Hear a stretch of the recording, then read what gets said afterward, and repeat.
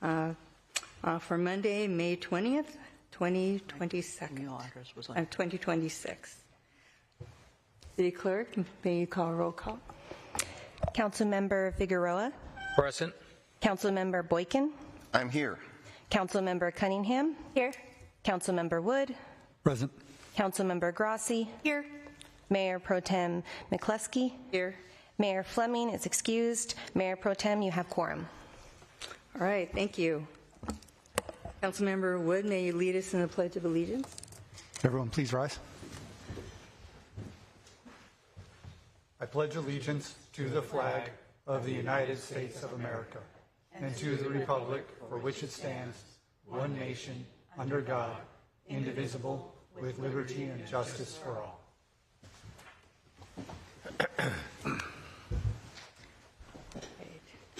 I'd like to call for a motion to approve the agenda. So moved. I hear first. Second. Thank you. I have a first and a second. Any objections to approve this agenda? Hearing none, it stands approved. Going on to a presentation, Battle of the Badge with the blood drive winners. Blood drive winners, please come up. And Larry Blesh from the Community Volunteer Leader of the American Red Cross, South Puget Sound, and Olympics chapter. Don't play around with it. Thanks. Streaming live right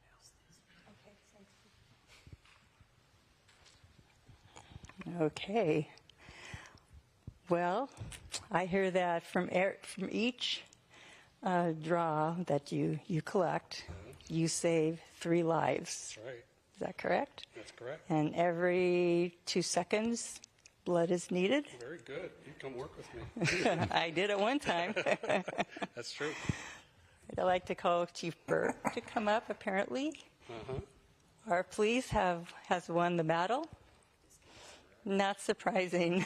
Big applause. Big applause.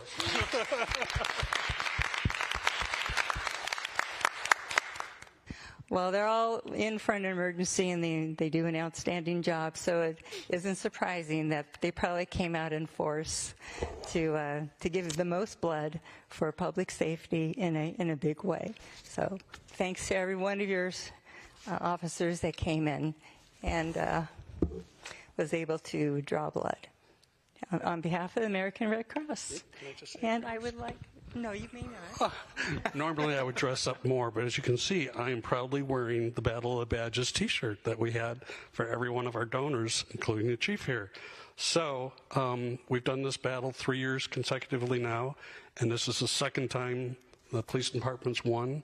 We've had over 100 donations in that period, which equates to 300 lives saved. So thank you to all of our first responders. You're all heroes. So on behalf of the Red Cross, I'm happy to give you this trophy and bragging rights once again. Thank you.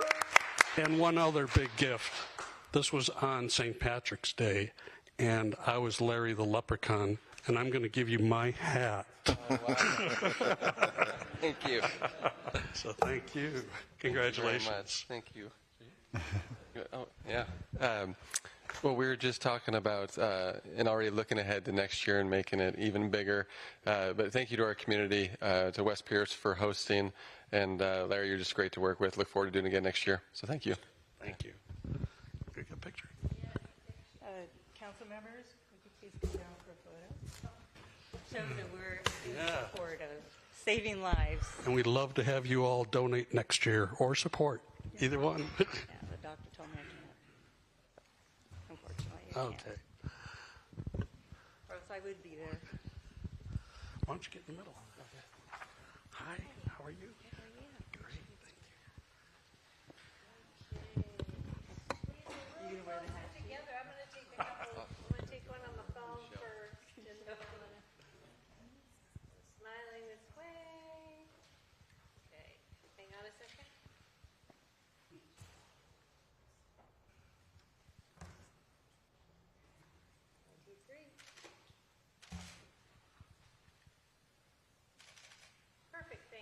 Thank you. Thank you very much. Thank you so much. Did good work. And he was a donor. You gave it itty bitty, right?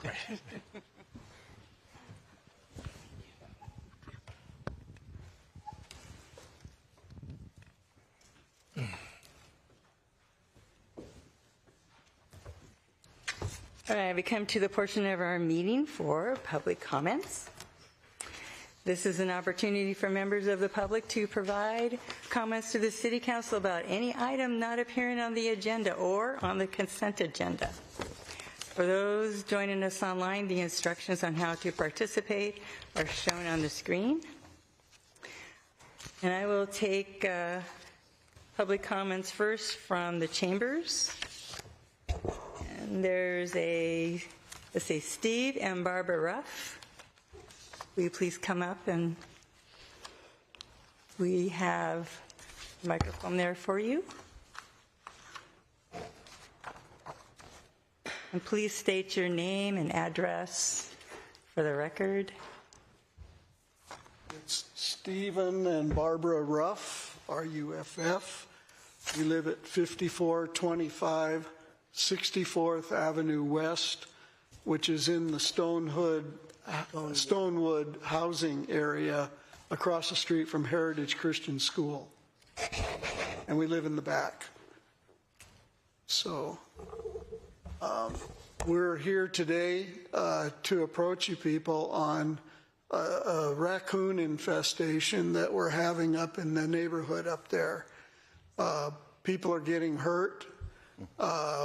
One lady went out to save her dog in her backyard on July 4th of all days, and because she heard it barking out there, she let it out to go do its thing, and it was middle of the night, and she went down there to save, wondering why it was barking and everything, and a raccoon was in the back part of her yard, came running at her and tackled her and bit her and lacerated her with its claws. She had to go to the hospital for 3 days, and she got a total of 60 shots in 12 wounds. They have to do 5 shots per wound. And she also started the first phase of the old 14-day rabies vaccinations until they got a call from somebody that said they don't believe the raccoons in this area are rabid. They seemed to all be pretty clean, and they had not heard of any record of any raccoon incident where they were rabid. But anyway, the point is we got a raccoon that's tearing up our grass, and the whole family, and we just installed new sod, new yard, to the tune of about $7,500, two sets of yards. One yard was surrounded in our back by a 6-foot cedar fence, and we had to skirt the base of it to keep them out and then electrify the top part of the fence, and we finally were able to keep them out. Otherwise, they were going under the fence, over the fence, and trying to get to the backyard to get the white grub worms that are beneath the sod. And then we have 2 pieces of yard up in front facing 64th Avenue West at different elevations.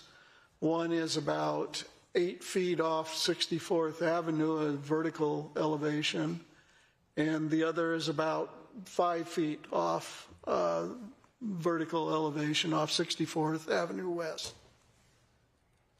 They are not fenced, and we had no plans to fence it, and we still don't, but we've tried everything you can possibly imagine to deter the raccoons.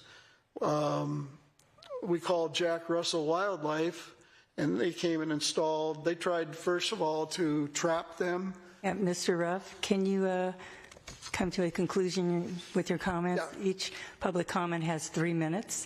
We do have written comments that each council member has. Yes, okay. All right, thank you. We need help. We've gone to Pierce County, and they said there's nothing in the budget for trapping and relocating raccoons. Went to Fish and Wildlife, same thing. And they said you have our permission with all you've done to go ahead and kill them in some manner, but check with the local laws and make sure you don't do it illegally, and then dispose of them. Nothing's worked so far. I'm set to go ahead and poison them, and I have the concoction that will do it, and it'll kill them before they even get off the property. It's a nasty concoction, but it's. I've also warned the people in the neighborhood, if you have nocturnal cats and pets, please keep them from roaming. Thank you, Mr. Ruff, and our staff will get back to you. Okay. All right. Thank you for your comments tonight. Thank you. Appreciate it. And our next gal that signed up is Aska. Please come up and state your name and your address.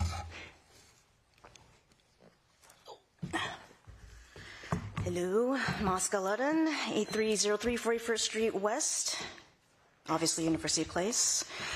I just actually have a comment this time, no concerns or anything like that, so wanted to express my gratitude actually to you guys for being readily accessible, for listening to your constituents, and the willingness to work together to solve issues to make UP better.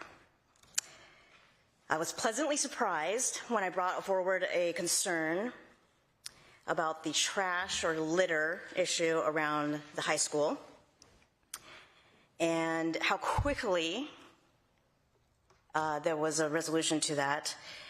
I don't think I've ever been so excited for trash bins in my entire life, seriously. I don't know if I should admit this, but I literally took a picture next to each one just to locate them, because it made me feel very good that you guys were listening, and I appreciate that. Also, I love to see that you guys were out there participating in Parks Appreciation Day, even though somebody decided to wear white to Parks Appreciation Day. Should have been more like Jumberlack McCluskey over there. Come prepared, ready to put in fence posts, I'm sorry. But I really wanted to see Councilwoman Cunningham, because she's the one who challenged me for a better turnout this year compared to last year. I believe I was told that there was about 25 people last year that showed up. When I counted this year's registration list at one point, there was over 40 people, and I personally counted the number of physical people, and there was over 50. So I count that as challenge success. However, I challenge you to show up to the Pierce County, the Adriana Haas Parks Day this coming Saturday from 9 to 12. Come dressed, ready to be in the wetland and get dirty with us. And of course, I cordially invite all of you guys to join in as well. So please, we'd love to see your faces out there, because it does make a difference. And that's it. Thank you. Thank you for your comments. This time I'll take any comments from those joining remotely. Pardon me? Am I missing somebody? Can I give you a second? Okay. They had said no. Oh, okay. Okay, we're going. So I think, yeah. She did not. She didn't sign anything. Okay. Is there a Ann Tihang wishing to would you like to make some public comments tonight? Right. We're just double checking, making sure we have everybody. Right. Thank you for being here. And I take it there's no one on remote? All right. So we will move on from there, and we will go to the consent agenda. And I'd like to call for a motion to approve the consent agenda. So moved. Second. Yeah, first and second. Councilmember Figueroa.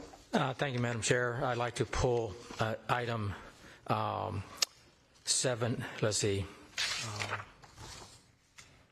Excuse me. Item F and G. F and G, 2 items. Okay. May I have a motion to approve the consent agenda as amended You don't need a motion. with A through E? Okay, I'm getting correct. You don't need a motion to approve the consent agenda as amended. The motion currently on the table would be to approve the consent agenda, excluding items F and G, and then returning to those 2 items for separate discussion. Okay. All right. So we will call for approval of the consent agenda with those 2 items that were removed. How about that? All those in favor, as I just call it the consent agenda as adjusted. How about that? Say aye. Aye. Any nays? Hearing no nays, the consent agenda is approved from A through E, and we will go on to 7F, and I will give the floor to Councilmember Figueroa. Thank you, Madam Chair. I'm pulling F, adopt a resolution updating the council travel policy, because I believe there's some clarification, maybe an adjustment that we may have missed. Excuse me. And on the travel policy, section 4.3.4, which is requiring each council member to report prior to travel the benefit to the community for attending an out-of-state conference. I did check with our city attorney, and this was adopted back in 2018. Why we missed this during the last few years, I'm not sure why, but that has never happened. If anyone has been here since 2018, nobody's ever reported prior to travel to the benefit of the community for attending an out-of-state conference, number one. Number two, I really thought about this as it kind of just glared at me, and one of the things is, I don't know if I don't believe there's real value if I was to have, and I'm being quite honest here, and that is if I was to ask some of my constituents, is there really any value if you heard council members talking about the benefit to the community for attending an out-of-state conference, when it is required to also report when you come back as to what you bring back. What did you do? What did you attend? Some of the benefits and value to staff, to the community. I believe that's a great thing and a necessity. I don't believe that that what we have here, 4.3.4, I think we need to reconsider that and pull that or abandon that. I'm not sure of the right words here, but certainly abandon that portion. I think it's antiquated. We never have done it. And I think we need to reconsider and delete that portion from our travel policy. The other thing, too, is 4.3.1 says you have access to funds for conferences related to items A and B. A is the list, and this is more of a clarification, by the way, just to make sure we're on the same page. There was a lot of discussion on travel policy, but I think that this is important, that items A is the list of conferences that we all agreed to that are historically been taken by council members. And however, that items A have, or conferences, workshops, or whatever, that we have all, is customary, as you say, will have to be revisited every year. And I'm not sure if that was the intent of that, to revisit that every cycle. And I think that we need to get clarification. Was that the intent of this council? And why not? And then B, which had to do with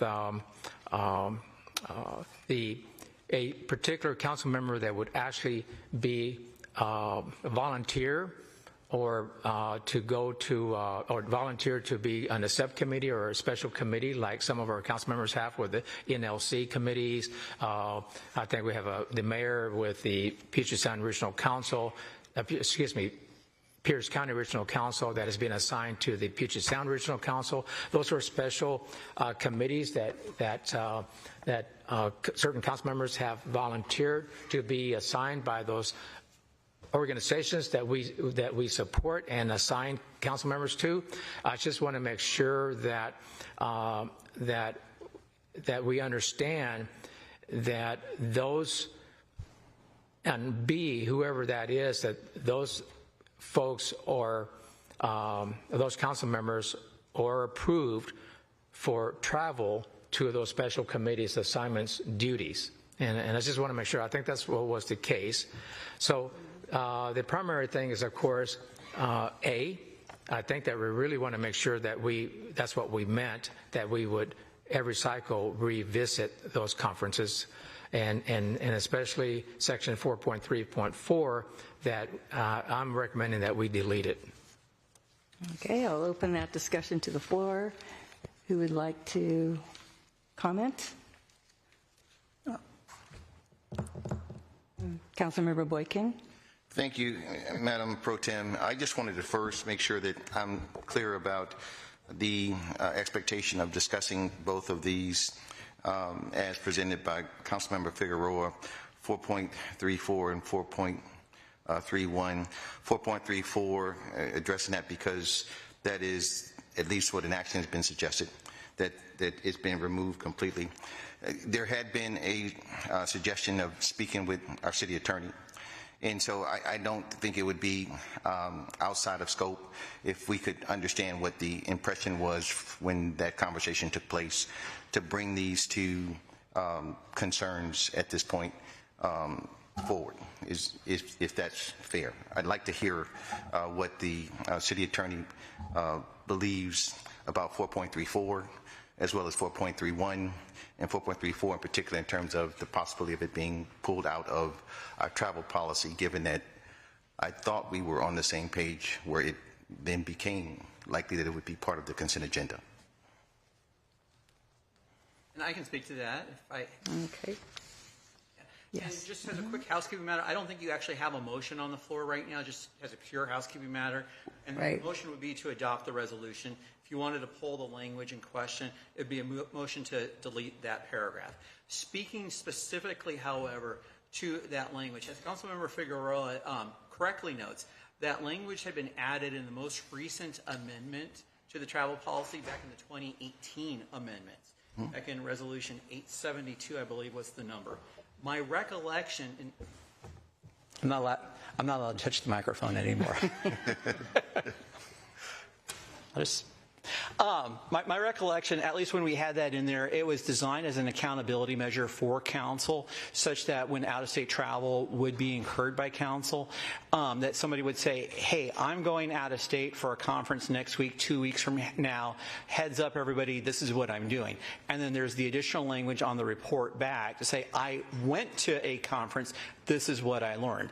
At the end of the day, as I have identified for council through the course of the several study sessions which we held on this, it is your policy. If you deem it to be helpful or beneficial, put it in. If you don't want it, you can take it out.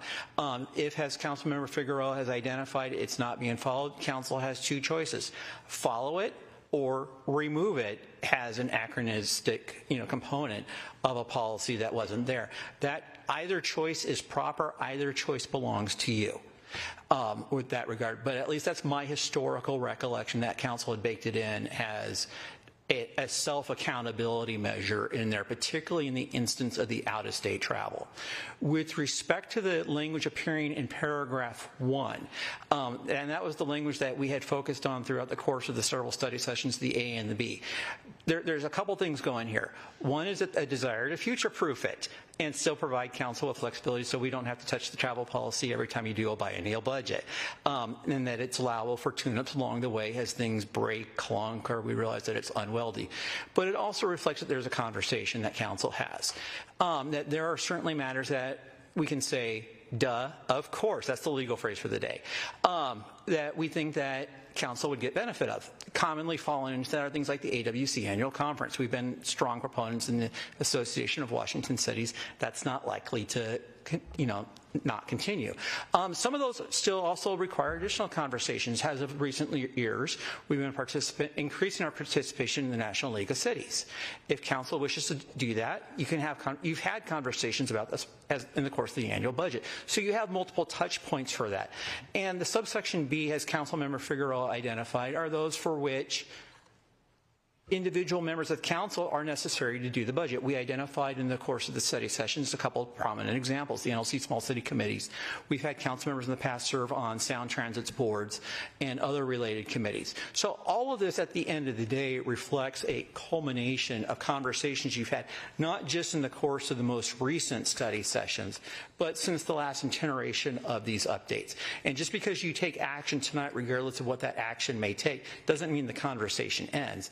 It means you look at what we did here in 2026 with an eye towards some other policy. When we say, what were they thinking in 26? Obviously, it didn't work because we're back here changing. I don't mean it that way. But these are always conversations as we try and find ways to do it better. And this is a policy that, at the end of the day, is for council's benefit and ensuring accountability on the use of funds across the board. So I hope that gets to where Councilmember Boykin, you were asking along those lines, and I think that also touches, I hope it does anyway, in terms of Councilmember Figueroa's opening questions. I'm happy to stand for any other questions related to the drafting of this policy. Mayor Pro Tem, I've got one follow-up question, please, and comment. Good. So my understanding is the travel policy is deemed to be part of what we have deduced to be what our expectations would be going forward, and presumptively what our accountability might be to the city as well as to one another. I don't think that 4.34 as it is written somehow creates a disadvantage, but I do want to understand and leave room for the conversation if it does. I'm looking for ways in which we can certainly have the expectation that as we do the work on behalf of the city, that there is a mechanism that certainly provides opportunity for what that looked like and memorialize it if at all possible. If it hasn't been done in the past, it just hasn't been done in the past. It's a travel policy that we can talk about that's smart for our city going forward, just appreciative of that type of conversation. So that's really my understanding of anchoring it, and I just want to make sure that that was clear in the dialogue. Okay, thank you. Councilmember Figueroa. Thank you, Madam Chair. I make a motion that section 4.3.4 requiring council members to report prior to travel the benefit to the community for attending an out-of-state conference be deleted from our travel policy. Okay, do I have, I'll second. okay, do I have a first and second? Councilmember Wood? Thank you, Mayor Pro Tem. I'll keep my comment very brief. I believe the accountability piece of this is already included in here for post-trip when a council member has to report back on what they've learned. I think doing a pre and post accountability is unnecessary, and so I support deleting that particular provision. That's all. Thank you. All right, thanks. Can I just clarify one component? Yes. And I assume that the rest would be renumbered accordingly. I didn't hear that. I didn't hear that. The motion. I don't want to end up in Mike jail. I just want to make sure that if the motion were approved, that the rest of the provisions be renumbered accordingly. Okay. Okay. Yes, that would make sense. Yeah. Okay. Well, I'm going to comment on this one. I don't really want a full report, but I would be interested to know where council members were going on a trip, and I'm sure our citizens would like to know that prior to going. It's just stating I'm going to be attending the NLC conference in Atlanta, and I'll have a report back when I get back. But, it's something so that the citizens will know what their council members are doing. And also there are times where council members will go on a trip and other council members may not be privy to that as well. So it's just a courtesy, going on a trip, coming back, and then doing the full report. So basically, you can just state that in your council comments. So. Councilmember Grassi. Thank you, Member Tim. I agree. I do think it's nice to have the clarity around the expectation that it's not a full report out prior and after, but I think that it's completely reasonable and a nice touch actually to have it included into our council comments prior as just for heads up and also, you don't know what you're going to learn sometimes at those first conferences when you go. There's things that you may not expect, and the more awareness of where we're going, you never know. Someone might say, oh, we really should look at project AB on street so-and-so because I saw that when I was there and it was great. So I don't see a need to really delete it, but so I concur with your comments. Thank you. Okay. Any other comments? Councilmember Figueroa. I'd like to make a friendly amendment to my amendment. And that is to amend section 4.3.4, requiring each council member or a council member to report of their travel, out-of-state conference travels. Period. I just want to make a capture because it's really just advising the council and the community that they are going to be going to a particular conference, out-of-state conference, and that's it. No in-depth benefit to the community until they come back, is what I heard. So I'd like to, so he can help me out, Mr. City Attorney. It would be beneficial, but if we can have that so we can make the proper friendly amendment. I'm gonna. Oh, it's hot. New microphones, new system. Let me throw this at you. To amend the text of 4.3.4 to read as follows: prior to any council member utilizing funds pursuant to this policy for out-of-state travel, should first provide notification to the council. Period. Delete the balance. That would be my friendly amendment. Okay. Any discussions on the friendly amendment? Okay. I'll call for the vote. All those in favor say aye. Aye. Aye. Aye. All those opposed say nay. Motion passes. You guys got it. Okay. And then moving on to G. Okay, are we done? Because you've made... Well, I made a comment. I think he explained it about I just want to remember I said clarification on 4.3.1 about A especially, and I think the city attorney made a clarification, and I didn't see anybody questioning that, so I'm fine. I just wanted to be clear. Okay. Okay. All right, good. Thank you, ma'am. So we brought closure to that one? No. We have to... No, we don't, he says. Okay. I know what you're going to say. Okay, I would like to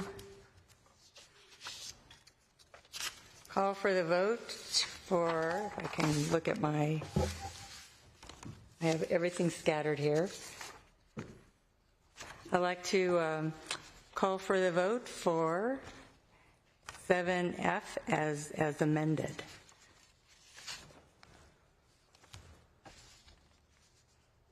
So, I'm not sure. I thought we did vote.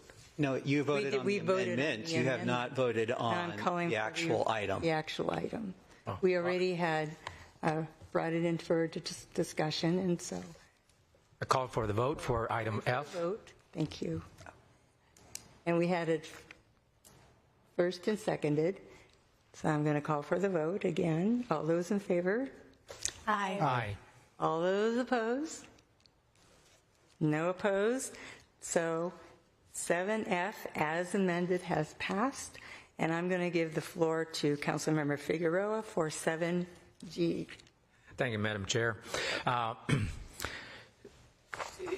This is about the third-party sponsorship agreement with Sequoia Therapeutic Recreation, together with any amendments or changes as may be authorized by the city manager. So I understand that and I remember council members, I forget who signed this here, Melanie DeGrassi, Councilmember Melanie DeGrassi signed it. There's somebody else signature here. I can't read. That's Melanie's. Well, who's the second one? Mayor Fleming. Oh, there it is. Stan Fleming. Excuse me, Mr. Mayor Fleming. And I understand that it was a request for council action, and I remember having that brought up. But what I don't recall specifically that there was direction provided by this council as a whole as to moving this forward to to bring it back as a consent to pass it. I think there was still more discussion. So I don't believe that this was especially the cost. I saw the cost at this at $55,000 plus.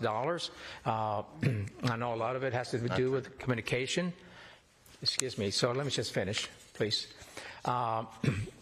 And so that was quite a bit of, whether it be waiving the fees associated with that event to communication costs to other staff costs. So I have an issue that we didn't finalize our discussion, and I have a strong issue that unless somebody can prove me wrong, there was no direction from this council as a whole to provide to come back as a council action.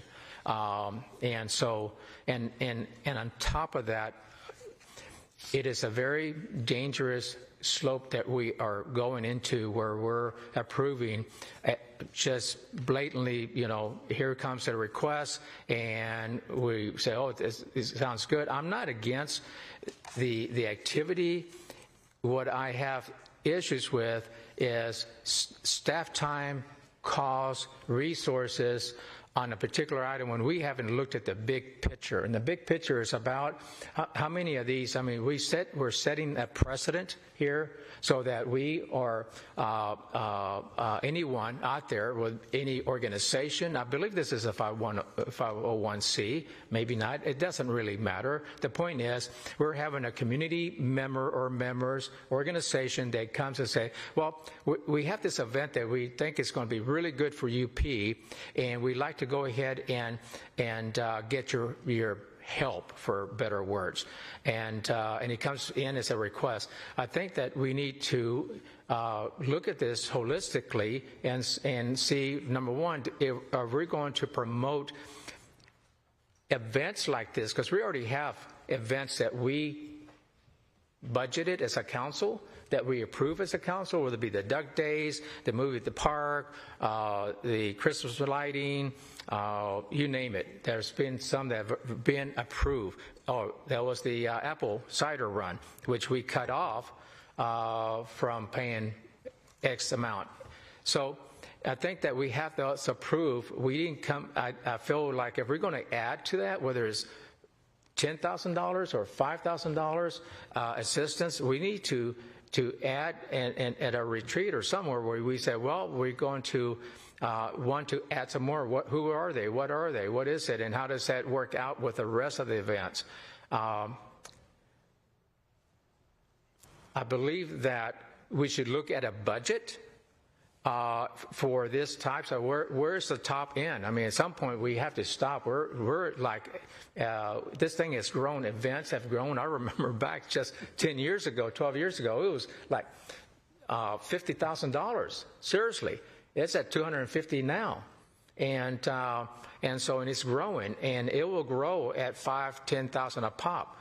I think that we should look at, and as a council, and I believe we should look at this as a council and say we want to spend, based on our budget, let's dedicate budgeted $300,000 for events, and this is the ones that really matter right now or high priority, and that leaves about, I'm making this up, $50,000 left. Let's do an RFP in the community. Let's hear from our community organizations and groups that say, I can bring something that would really be of value and benefit to the city, to the community, and then we can pick and choose. But this is really just like a no-no for me. You're just picking something when we could have had a different organization or a group that says, I got a better deal. We didn't provide that opportunity. I think this is a very bad precedent that we do this. We need a better process that is fair and equitable to the rest of our community. Thank you, Madam Chair. Thank you, Councilmember. Councilmember Grassi. Thank you, Madam Mayor and Mayor Pro Tem, and thank you, Councilmember Figueroa, for your comments. I believe, unfortunately, you're mixing this up. This is in regards to a free all abilities cycling and play day, but I'm excited for the mix-up. I think you're confusing it with Quack It Up, which we had our first study on last meeting, which I agree, we gave staff direction to come back with the financials and a deeper dive. But this is free for our community, and for the ask of the partnership of the city is to waive the park fees. It's as reflected in your packet. So not $50,000, they're asking us to waive our park permit fees for the day. But I'm thrilled, if I may, Madam Mayor Pro Tem, just to talk about the program as it actually is. So we have this opportunity. It's a happy accident is what I like to call it. But this is an all-abilities cycling and play day, a community event highlighting inclusive recreation in University Place. This will be a free, family-friendly, all-abilities cycling and play day designed for people of all ages and abilities, including with intellectual and developmental disabilities. The event is hopefully to be an extension of Duck Days, as it's following the Sunday, and focuses on inclusive outdoor recreation, adaptive cycling, youth sports, and community connections, promoting University Place as a welcoming city for residents and visitors of all abilities, and of course highlighting our beautiful all-inclusive playground. So the proposed date is Sunday, June 7th from 1 to 3. It's the day after the Duck Days parade and festivities. The proposed location is at Cirque Park in the inclusive playground.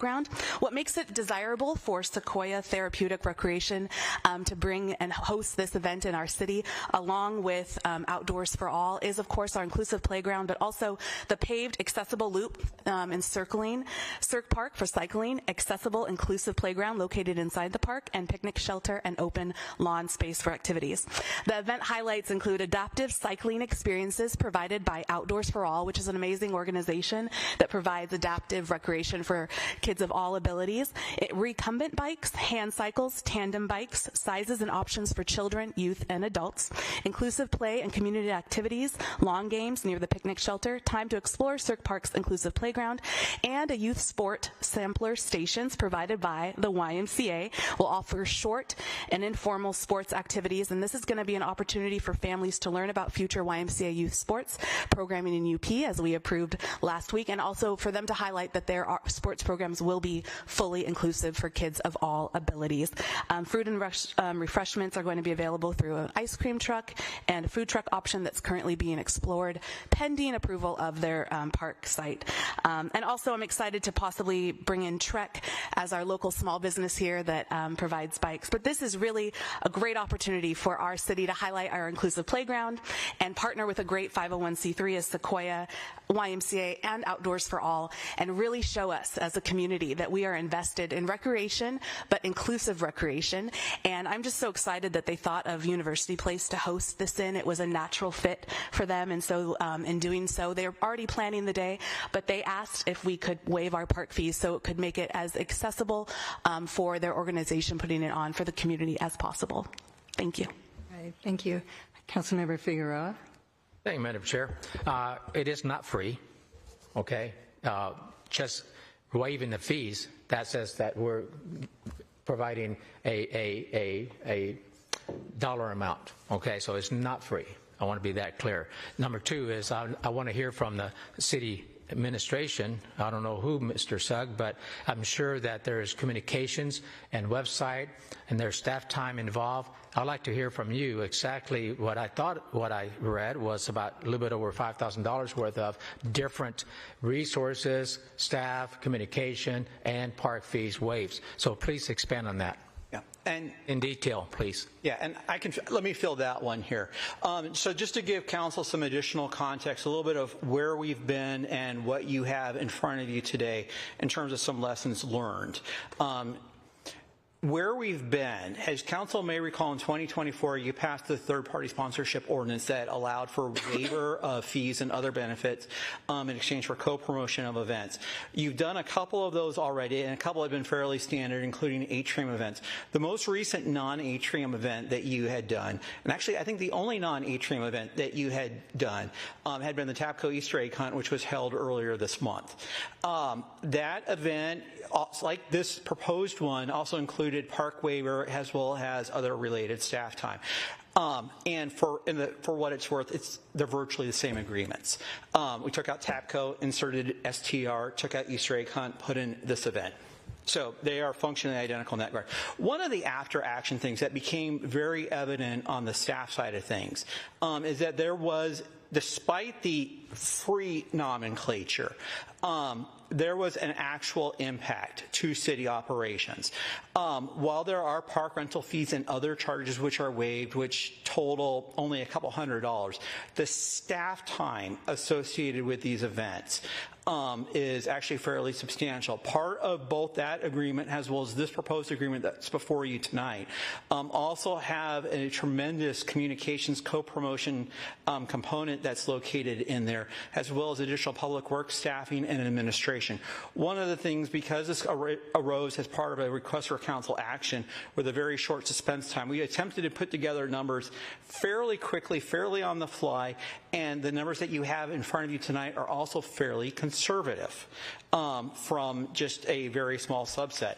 But I don't want council thinking, oh yes, we can start waiving fees, start promoting access, and there's not going to be an impact to operations. There is an impact to operations. What we have attempted to do is quantify that in some way, shape, form based on what we've already seen. Now, the decision at the end of the day, as allowed by code, requires that council approve an agreement. And that is what the action in front of you tonight is. You don't actually have a motion yet, just as a housekeeping matter. In terms of that. But at some point, council is probably going to be, probably should be having a broader discussion. Where do we want to go with these? And how do these third-party sponsorships fit into the bigger array? Whether you want to have that discussion tonight with the other items on the agenda, that's up to council, or save it for a retreat or some other form, or in the budget setting analysis. All that's simply being conveyed is that there is an impact that needs to be measured somehow, and that's part of the numbers that you have in front of you tonight. So with that, I'll turn the floor back to council. May I have a question, Madam Mayor Pro Tem? Sorry, Councilmember Wood, would you yield the floor to Councilmember Grassi? Of course. I'm sorry, I'm just clarifying. I just wanted to clarify Councilmember Figueroa's statement. When I said it was a free event for the community, I meant for community members to attend. I never said a free event for us to be a partner with. It is a free event for the community. So I just wanted to make that clear. Versus the proposed Quack It Up, which is still done for study, which would require a nominal fee for businesses to participate. This is a free event for our community. So I just wanted to clarify that. I in no way intend to say that trading park permit fees is defined as free. And also to our city attorney, I don't have any numbers in front of me. And as did you present? They're in the council packet. It's in the proposed council action piece. Correct. You know, there's a lot of papers to shuffle through. Yeah, it is on there. Okay. Councilmember Wood. Thank you, Mayor. So I am also looking for those numbers as we speak, but I'm actually very concerned about the event information and then the financial impact statement that was given to us.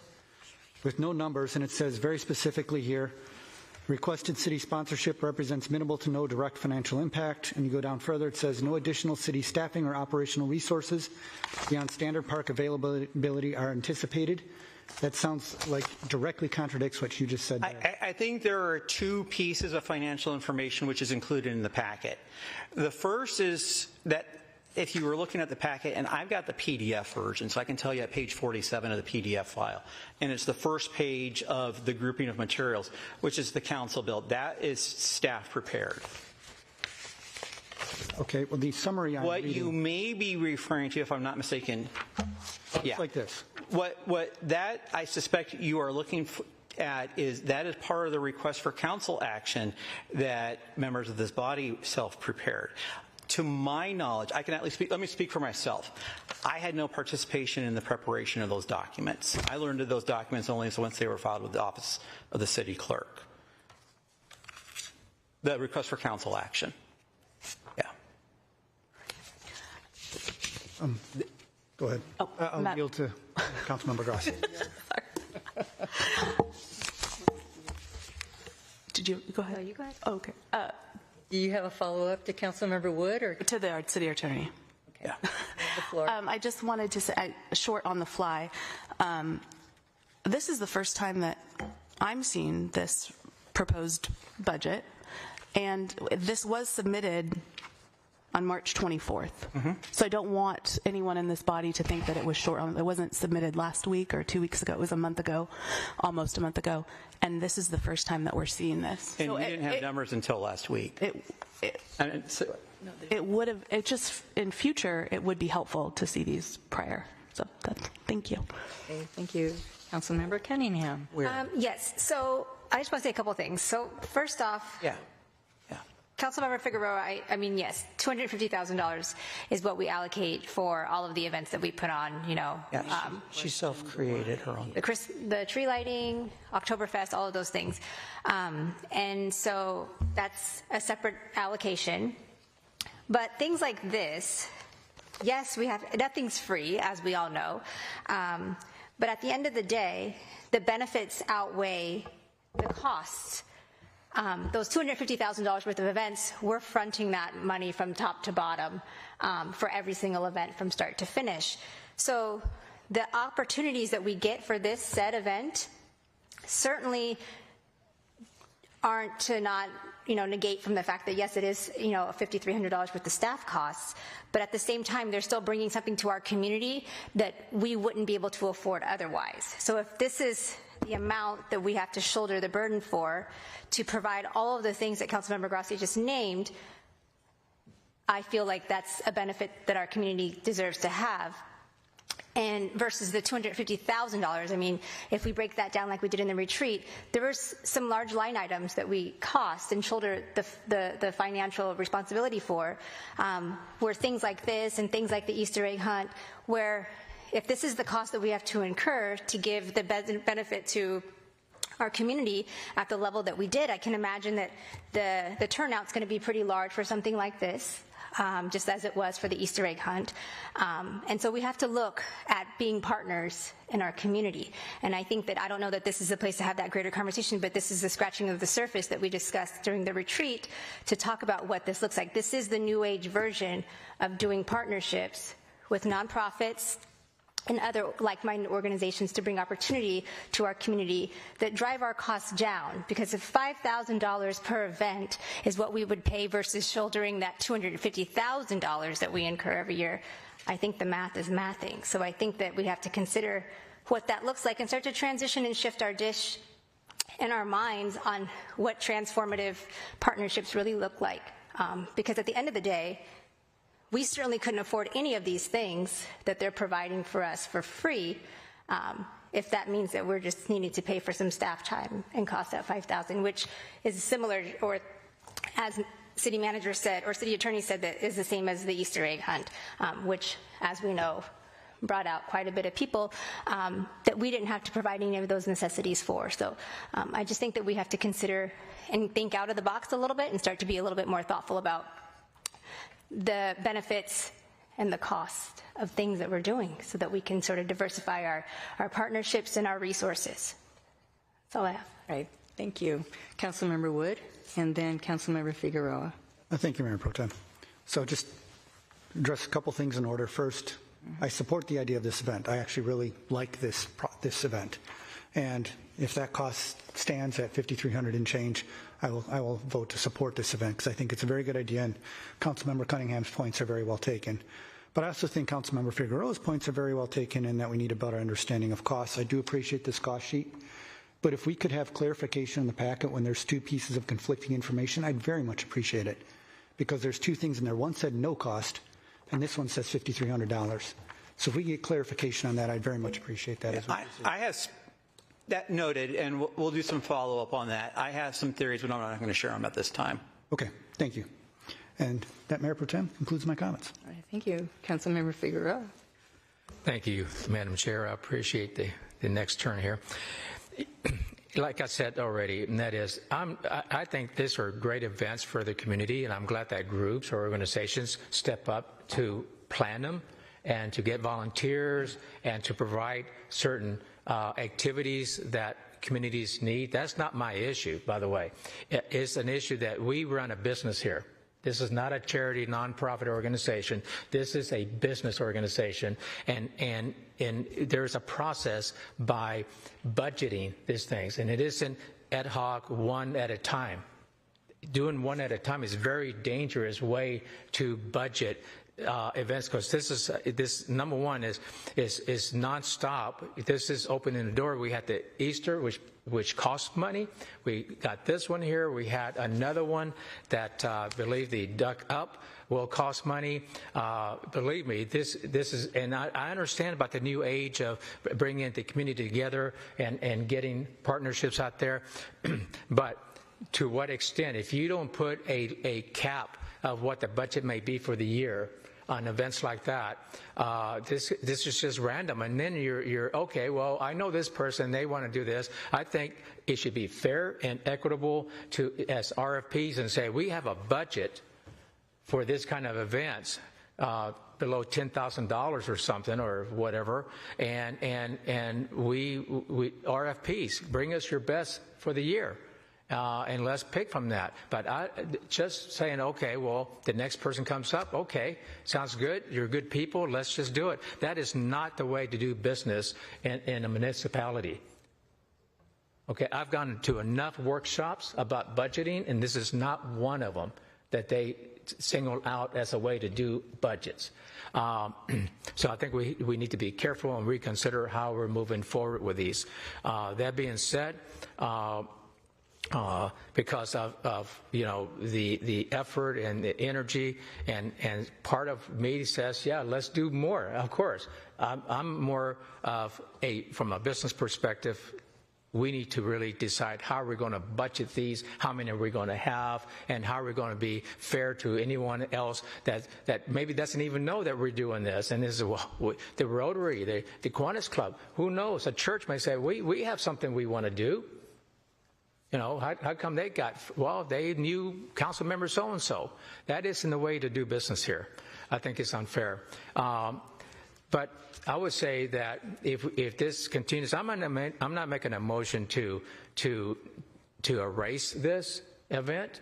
What I am asking, and I hope that this council will and the Mayor Pro Tem with the mayor would look at the next a study session or a retreat that looks at this holistically and from a business standpoint about how do we budget for these events, how do we go about moving forward with this, and not the way we're doing it now, which is very dangerous and unfair to a lot of other people that have no idea this is happening. Thank you. Right, thank you. Councilmember Boykin. Thank you, Mayor Pro Tem. First thing I want to do is just say that STR Sequoia Therapeutic Recreation is a 501c3. And for what it's worth in terms of process, which seems to be where this conversation now has shifted, I would like to just ask a couple of questions historically about trying to frame how we got here. So I heard City Attorney use the phrase virtually the same agreement as he compared the Easter egg hunt event and the proposed opportunity that may be in front of us with Sequoia. So the only thing that was asked for, in terms of my understanding and trying to understand historically how we might have gotten here, is what's asked for this event. Have we done this before for other nonprofit organizations, where we waive, for example, the types of fees that have been suggested here? Working back, okay, Mike, it's good. Working backwards, TAPCO is being the most recent example. That's the first that I can think of in terms of a non-atrium event. And the reason why I'm focused on the atrium is because it's a space that we co-own with the library. Mm-hmm. The atrium had previously, and it still is, still one of the prime locations. The entities involving the atrium, and much of these agreements started being written around the atrium. The two that immediately leaped to mind regarding sponsorships on the atriums were Up for Arts and their concert series, mm-hmm. and Dance Theater Northwest. Mm-hmm. If there's another group out there in the last couple of years on these third-party sponsorships, I'm at a lapse for it. And city manager's shaking his head no, and so he's telling me no, and so he's the boss. He's probably no. I'm teasing Steve. I appreciate it. But those are the only ones. I mean, so comparably speaking, this is a fairly new endeavor for us. It's a fairly new endeavor for us, or these sort of agreements with the waivers, the cross promotion, those sort of things. Okay, so in a more formalized setting. Okay, so I can appreciate that framework. This is what my understanding is, and I want to be sure that if this is not the case, that you push back hard. The expectation about what was asked and put in the packet, whether it was this week or whether it was the mm-hmm. Easter egg event, if it's so far out our bailiwick, why didn't we have this kind of interaction, engagement, suggestion from those who we look to for this type of reassurance, counsel, and support? We want to be confident that if we're going to invent the wheel all over again, that's what we're doing. But I didn't see any of that before the expectation of pulling this out of consent agenda. And it was pulled out of consent agenda, in my view, not necessarily to have the conversation we're having now.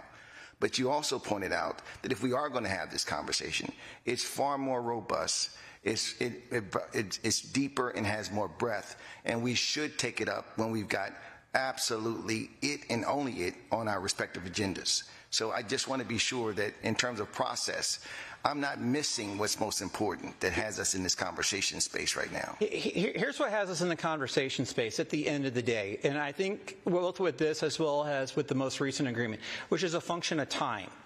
With both of those, both this proposed agreement and the current agreement, there is a desire, because if you boil these agreements down to their fundamentals, what the event organizer is looking from us, just to be blunt, is waive the fees, slap our logo on stuff as a co-sponsor. Exactly. That's fundamentally the meat of these agreements. Everything kind of flows from there. In order to meet the event communicate and access to our socials, which is also key. In order to properly promote the event, there is ultimately a drop dead time in order to meaningfully promote the event. So, the TAPCO agreement, that Easter egg hunt was what, April 1st? April 1st? Somebody correct me if I'm wrong on this. It was March 28th. March 28th. I knew it was right in that time frame. And we approved it, mid-February, if I'm not mistaken. So about a 6-week lead time. This agreement's also roughly on the same 6 to 8 week lead time on that. And so both of them came in, at least in terms of requests. This one had a little bit longer lead time on that. But at the end of the day, the time from council action to actual event is not that long. So they are coming in a little on the fast side. So there is a need for some further discussion at some point. The question before council, and so this is the part where I'm giving you some pushback, recognizing you do have a time suspense on this. But you also have, when it comes down to it, an agreement where logo, advertising, park. That's what the ask is, unless I'm mistaken, from the prime sponsor on that, when you cut right down to it. Is that good enough to get it past this one and then have a fuller discussion? I'll leave that to council. I think there might be room to argue that, yeah, with respect to this one, there might be, and then come back and pick up a lot of the pieces. Where do we want to go programmatically? How do we want to address some of the monetary and other impacts? And how do we want to put this so that way other workflow components aren't in there? And how do we ensure fairness and equity and those other related considerations that you've been discussing throughout the course of the evening? Mayor Pro Tem, I appreciate it, and I appreciate the perspective.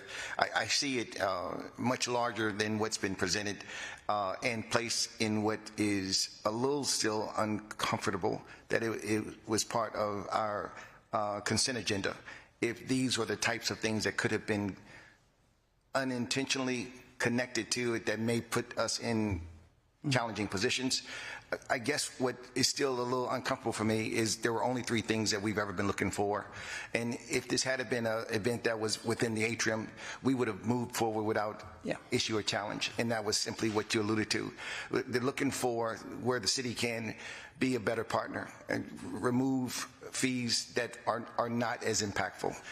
Make sure that we've got our socials connected, and making sure that I'm missing my second one, making sure that there is opportunity in the engagement for, I know there are 3 things, so let me put it that way. Park, logo, socials. Thank you, thank you. And so in that regard, this event is, goes under the radar. Because what makes it challenging, if I'm hearing you right, is it's outside of the atrium, which is catalytic to a number of things that could be challenging, and challenging in the sense that there should be a larger conversation that we, at this point, we're not on track ever to have. So I'm hopeful that that in this time allotment for this kind of conversation, that process begins to be prioritized differently, because we won't be able to see that. We are not going to, or let me say, I won't see that. As a council member, I'm not going to look at, because this event happened to be outside the atrium, these normal things that's been asked for may be problematic in this case. I've got a nonprofit that does outstanding work, is absolutely aligned with some things that we care very deeply about in our city, whether it's health and all policies or our inclusive playground, which we get national prominence for. So there are things that it actually activates that makes me say, I'm so appreciative of being able to align and affirm this. But you're telling me that nuance where the same 3 things that would be expected, socials being promoted, the expectation about the signage, the expectation about the connectivity. Those things are problematic if, in fact, we're talking about supporting an event that happens to be a nonprofit and it's going to be outside the atrium. And it's no more complicated than that, but it's a whole different conversation of challenge, if I'm hearing you right, based upon the dialogue that we've really been arduous about tonight. Yeah, I mean, there are considerations, and I don't want to really belabor the one because I know you still have an active agenda tonight. But at least a number of the items you raised, I think, are probably worth downloading and having a fuller conversation about at some other point in time when we have a more holistic piece and we get a lot more of the stuff that's out there on the table, and maybe even 1 or 2 more of these sort of events under our belt, if that's where council wants to go with this tonight.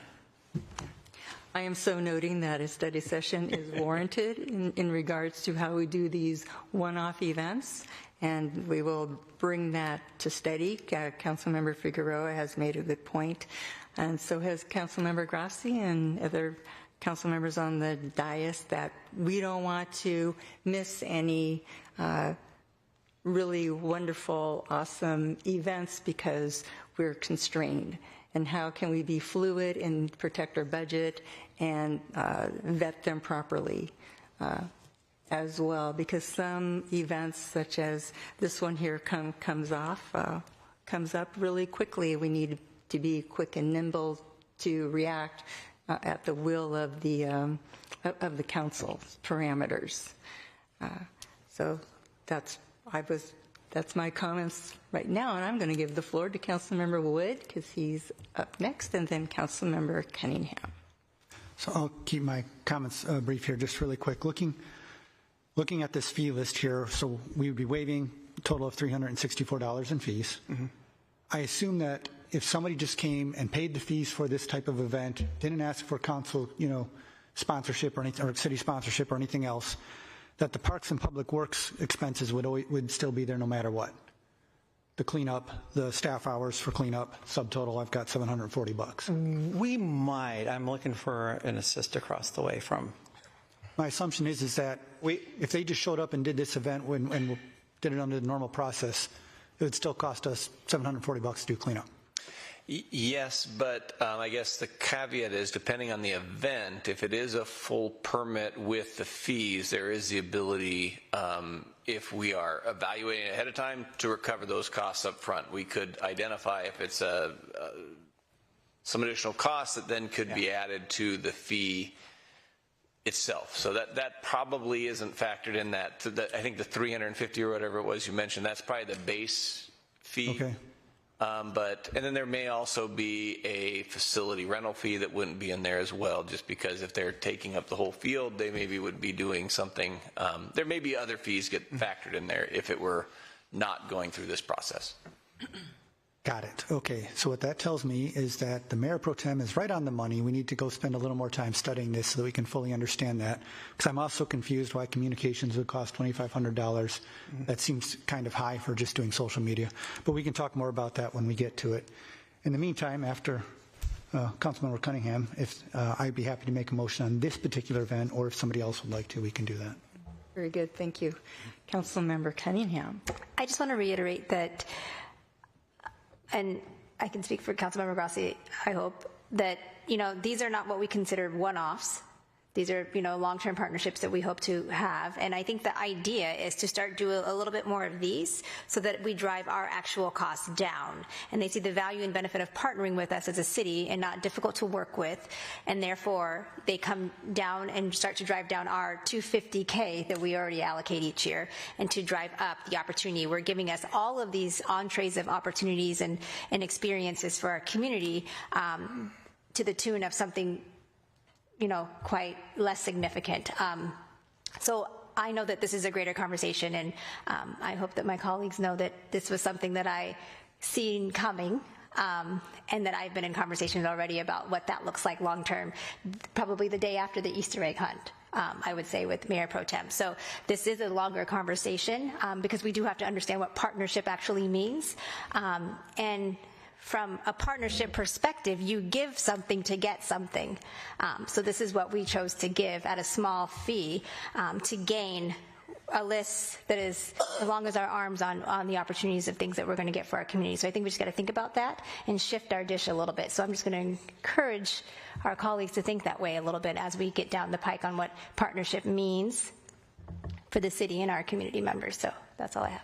Okay, thank you. Councilmember Grassi. Thank you, Mayor. Thank you, Councilmember Cunningham. I concur with your comments, along with Councilmember Boykin and Wood. I would love to say again to our city attorney, this would have been really helpful to have in our one-on-one conversations this week when we are going through the consent agenda items. If this was already done for the egg hunt and it was just a simple trade out of a name, I would have loved to, when we did talk about this in our one-on-ones, to have this in front, because I think some of these questions, to Councilmember Wood's point of some of these things are already acquired in the park permit fee, could have been answered. And I also would have asked, similar to Councilmember Wood's questions about communications, for $2,500 proposed for social media or communications. We're not asking for print. We're not asking for a website creation. We're not asking for logo creation. We're not asking for flyer creation.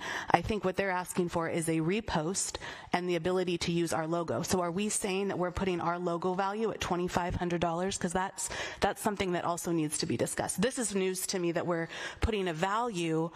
I just would love to see the value of how that communications price of $2,500 is played out without print, without design time, without social media generation. There's no management of a social media channel just for this event. So that's an interesting price tag for communications. And we can follow up separately offline. However, what I have been advised is that's actually our staff's rate, not logo rate. To repost? No, our staff's rate in terms of the various communication packages and such. But we can follow up separately offline. That would be great to know. Yeah, that's great. Thank you. Okay, thank you. Councilmember Wood, you have a motion? I do. I move that we authorize the city manager to execute a third-party sponsorship agreement with Sequoia Therapeutic Recreation, STR, together with any amendments or changes as may be authorized by the city manager or designee. Second. Your first and second. All those in favor say aye. Aye. Aye. All those opposed say nay. Nay. Motion passes. Very robust discussion. Yeah, a lot of great points that we'll take to heart to our study session. That I will talk to the mayor about scheduling as soon as we can. So thank you, Councilmember Figueroa. You're welcome. And onwards to our city manager's report. Mr. Sugg. Thank you, Mayor Pro Tem and Council. On May 4th, starting May 4th, UP Refuse and Recycling is going to be conducting its spring curbside brush pickup for oversized brush. This will be on the normal recycling days for those other waste and recycling pickup days. Piles should be at the curb by 6 a.m. Information's on our website as to what constitutes oversized brush. Typically, it's the materials that can't be fit into the yard waste bin. Again, between the 4th and the 15th of May, over a 2-week period, they'll be working the neighborhoods. They'll be working the neighborhoods and doing the spring curbside oversized brush pickup. Thank you. All right, thank you. All right, Councilmember Boykin. Yes, ma'am. Council report. Are you ready? I'm always ready. Thank you so much, Mayor Pro Tem. I would just submit a fairly short report tonight, just follow-up sessions at NLC level, both with transportation infrastructure as well as with the small cities appointments. We had meetings in both spaces with the expectation of how we could move things forward, better, different, special. Beyond that, the opportunity to have engagement here locally for city residents and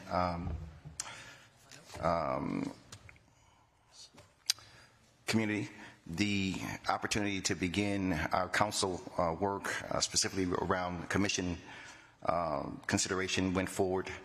We had the opportunity to take a look at two spaces where there is need for commission fulfillment, specifically commissioners being chosen.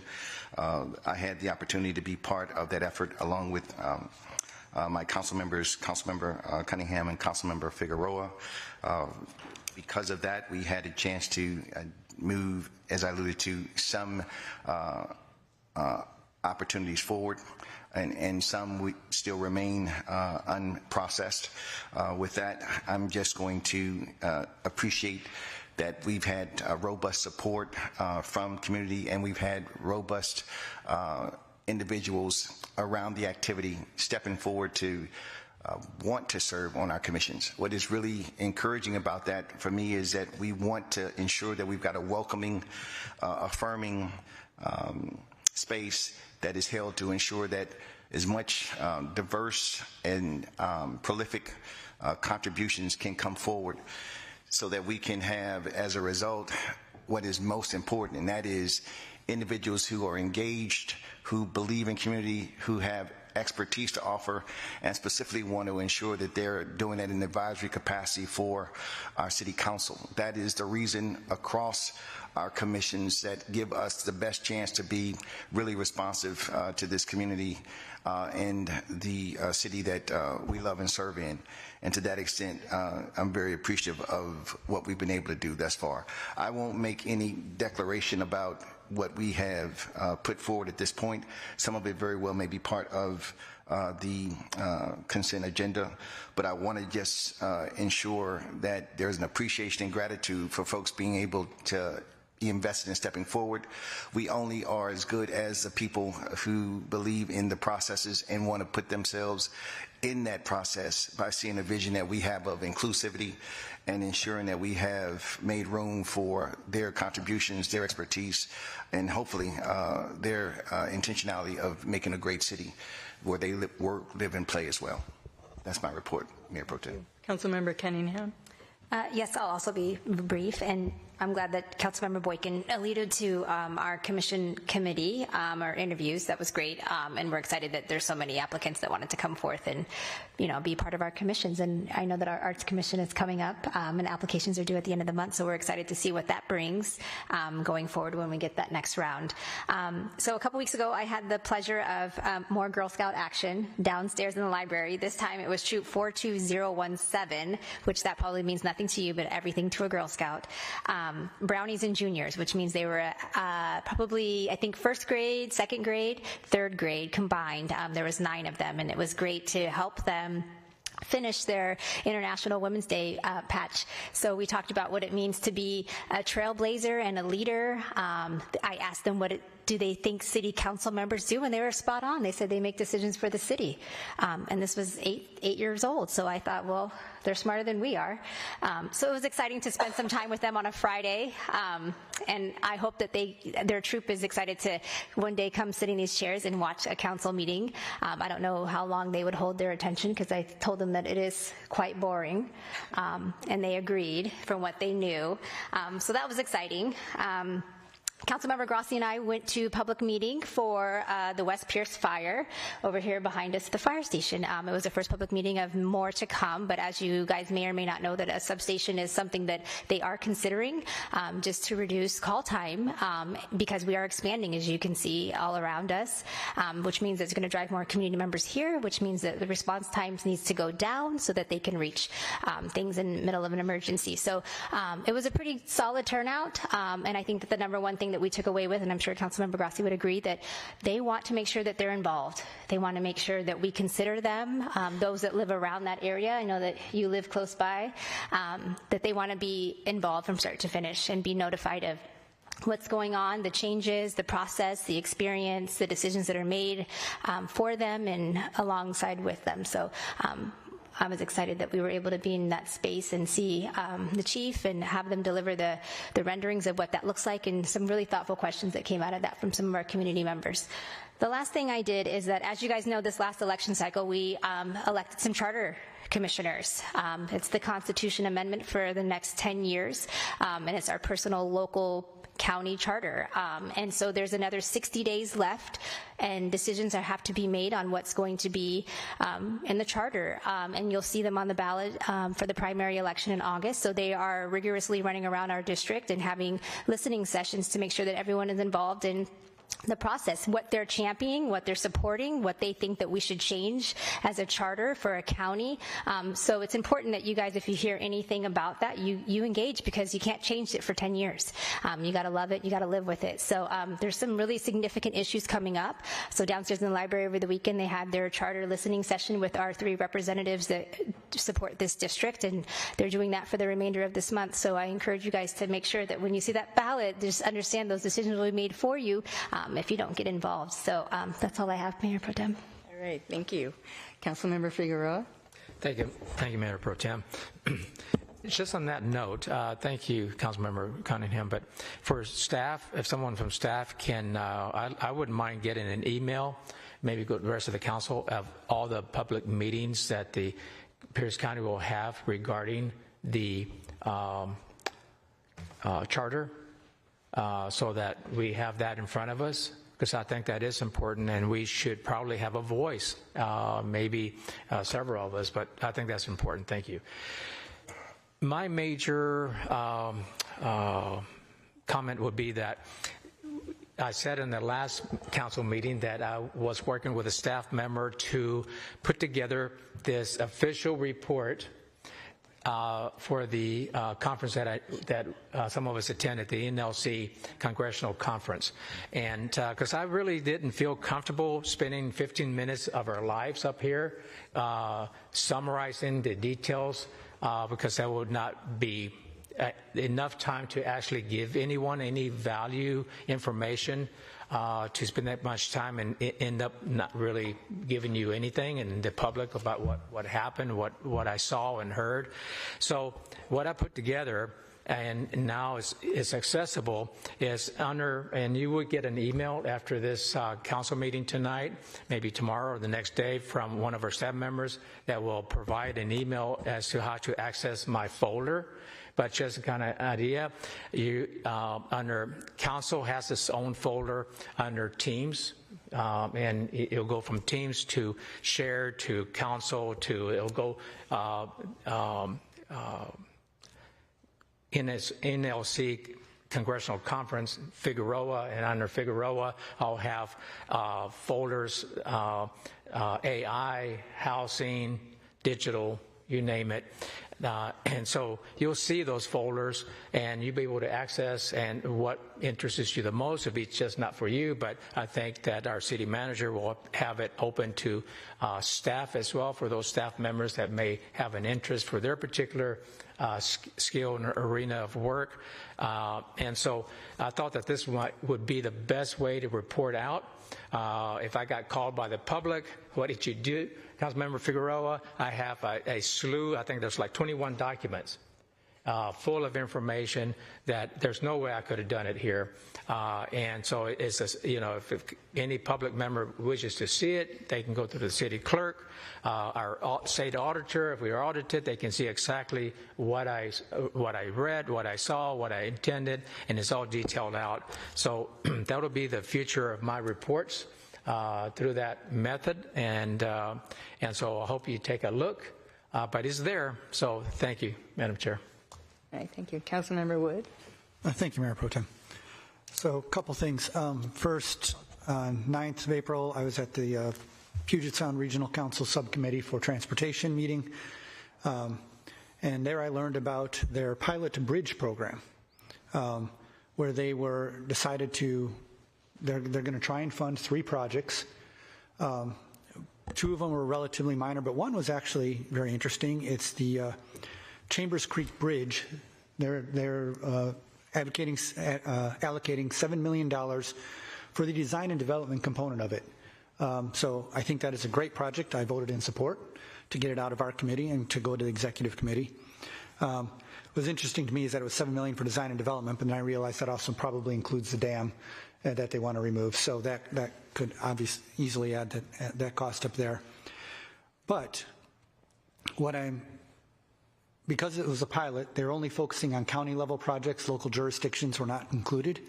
However, as this goes forward, assuming the pilot continues to grow into an actual real program, I would ask that we stay on top of it so we can see if we can get the Day Island Bridge funded perhaps, or at least in part through this program. That would be wonderful. And just so you're aware, what's going on with that going forward is on the 28th of May, they're going to have the General Assembly meeting for the PSRC up in Seattle. I plan to attend, and that's where they're going to be doing the final vote on this and all the other projects that they're trying to get approved. And then they were talked briefly about the Regional Transportation Plan, 2026 through 2050, that they're working on in development.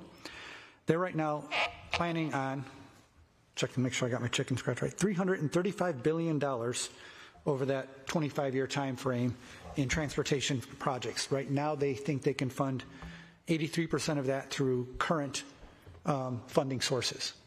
That remaining 17%, they're going to need to go out and do ask some way, somehow.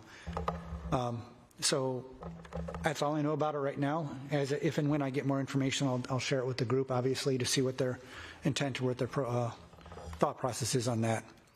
And that's it for the PSRC Transportation Subcommittee. The other thing I would mention is I just got an email the last couple days from SHAPE. There is, and I'm bringing this up to the group, a housing mini academy for elected leaders on Friday, May 15th from 9 a.m. to 3 p.m. And if you recall, housing is one of our top 5 objectives for this biennium. So I'm going to, if the city clerk or somebody doesn't already have this email, I'll ask them to forward it to the group so you all can register if you're interested. But I think that might be very helpful for us as a group when we start talking more about housing in this city. And that concludes my report. Thank you. All right, thank you. Councilmember Grassi. Thank you, Mayor Pro Tem.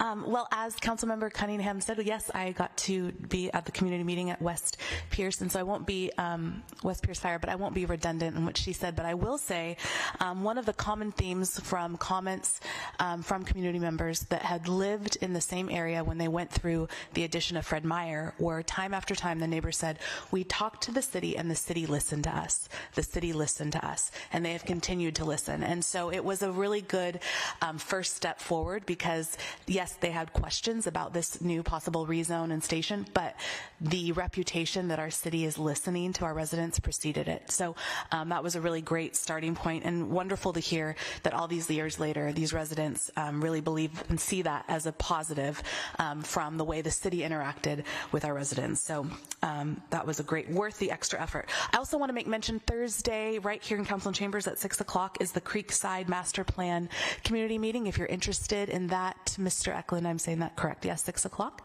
And Thursday, so if you're wanting to know more about that design plan, that's happening. And I think that might be in Parks Appreciation Day. Thank you. I will not wear white next time, but it was sunny outside. I thought, you know, it was there. I learned how to build a fence along with Mayor Pro Tem McCluskey. It was the first time that I built a fence. So I want to say thank you to all of the volunteers who participated. It was a wonderful, beautiful day.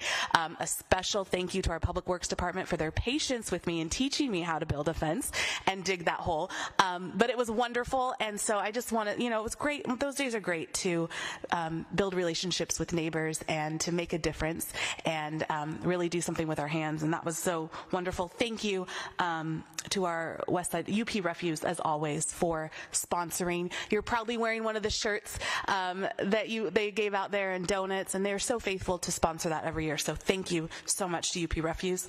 And I wouldn't be complete without my small business highlight. I actually have 4 this evening in preparation for April 30th, which is National Hairstylist Day. So if you are interested, as part of my personal Leveling Up small business initiative, I'll be having a new reel come out on April 30th honoring some of our local community salons on National Hairstylist Day. So the 4 salons that I visited and got some footage: Charisma, Brassfields, Bishops, and Nirvana. Those are all located, they're all been in University Place for a while now, and they all offer different techniques. Charisma really focuses on international trends, so if you're looking for an international trend, visit them on 27th. Brassfields, also located on 27th, really focuses on continued education and bespoke haircuts for every client.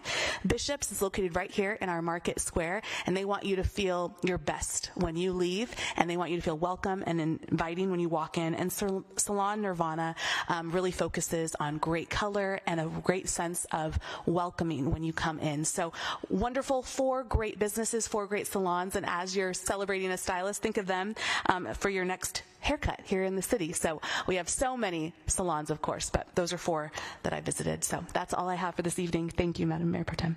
All right, thank you. All right. And our city clerk reminded me to remind everybody of the cancellation of the May 18th meeting. And I attended a Pierce County Regional Council meeting. We had our Sheriff Keith Swank come out and has done some reports. Very concerned about sex trafficking in our county, and he gave a whole list of crime stats, and which were really great numbers. They're double digits. They came down, like burglaries 30% down.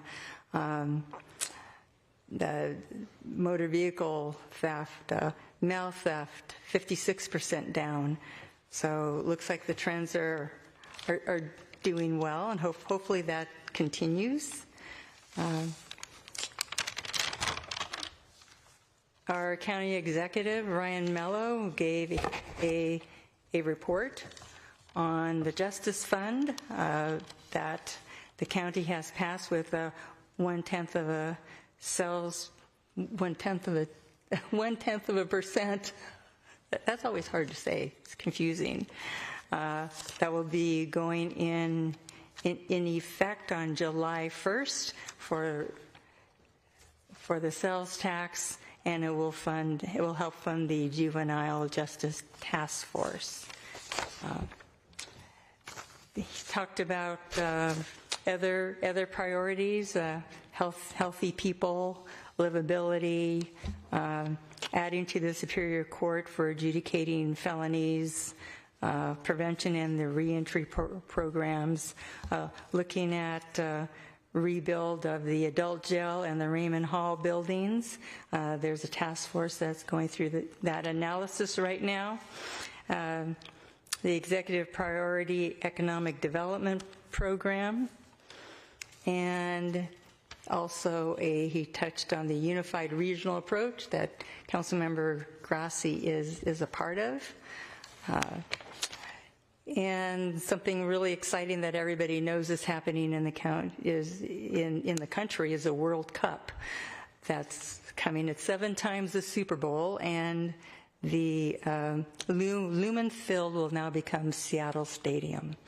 So we'll have, just for that brief moment in time, we'll have a name change. The World Cup will be held in 11 cities, a total of 78 games, and the Puyallup tribes of Indians outside their Emerald Casino will have some pre-event games, and it has been designated a fan zone. And the mini housing forum, Councilmember Wood has already talked about that. So in a very brief nutshell, that was the PCRC meeting. Parks Appreciation Day, I always love to go out to our park and see all our citizens engaged in bringing their families out and enjoying not only the park, but helping to restore, maintain, and improve a particular park. Kudos to UP Refuse. They're always out there with donuts, coffee. Sometimes they even bring out a barbecue. But they had some pretty cool shirts this time around. And yes, I did dig a hole about 18 inches down, full of rocks, I might add. That was hard to get down to the very bottom. So thanks to the public works staff, I think I was 3 inches short. So they did the rest of it. But I got to hold the post as we pounded in the slats for it, and that was a courtesy of Gray Lumber. UP Historical Society would love to thank the city for their sign that's on the bottom of the current sign, indicating that there is a museum there, and they are open the first Saturday of every month. I think was it 11 to 2? I'm not really sure. 8:30. On the time, but it's on their website, the time. So the first Saturday of every month, and they are putting together a garden tour. That'll be Saturday, June 13th from 9 to 3 p.m., and the map of that will be on their website, and information as well as how to purchase some tickets. Private homes are opened up because they have just some amazing, incredible, and beautiful gardens. And it's the spring, so everything is popping up. It looks pretty green. The flowers are starting to bloom, and you can get a lot of really creative and unique ideas, or just, enjoy their botanical gardens at the fruits of their labor, and support the museum and all the maintenance cost and programming that comes out of the museum. And speaking of maintenance programs, Mari Levitt, our representative, was at the Historical Society's meeting earlier this evening, and she was there to give the state of the state address as to what was going on happening in the short session. And it gave the Historical Society a great opportunity to thank her for her contributions that she had made in the past, and currently with the $20,000 for their new HVAC system that's popping up. And also additional improvements to the current orchard for their irrigation system there. And on a sad note, I learned that Chuck Curran, one of the residents that lived in that house prior to the city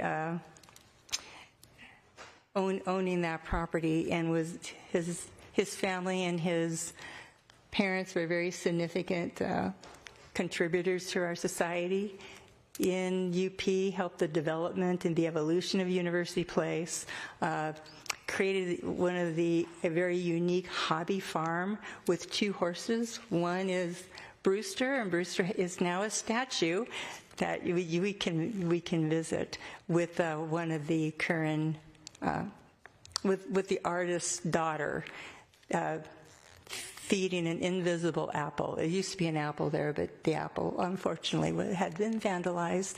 But we can pretend that it's still there. And then when the fruits come into their fruit, we can place a real apple on the hand for that season.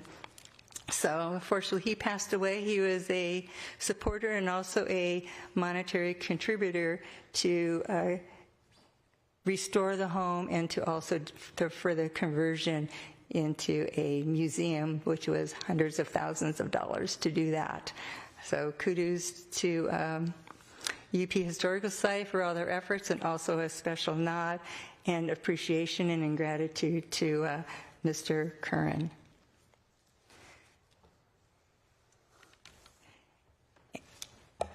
And one of the citizens who I've been partnering with, which we'll hear from her a little bit later, Dimple Sandhu, had prodded me to come along with her for a wine walk in Renton. It's called The Landing, and to see how a event can happen such as that in our city. And I think it was fun, doable. They had probably about 14, 15 different wineries out there. I'm sure Councilmember Figueroa would love that. You could probably enlighten them on a few things as well.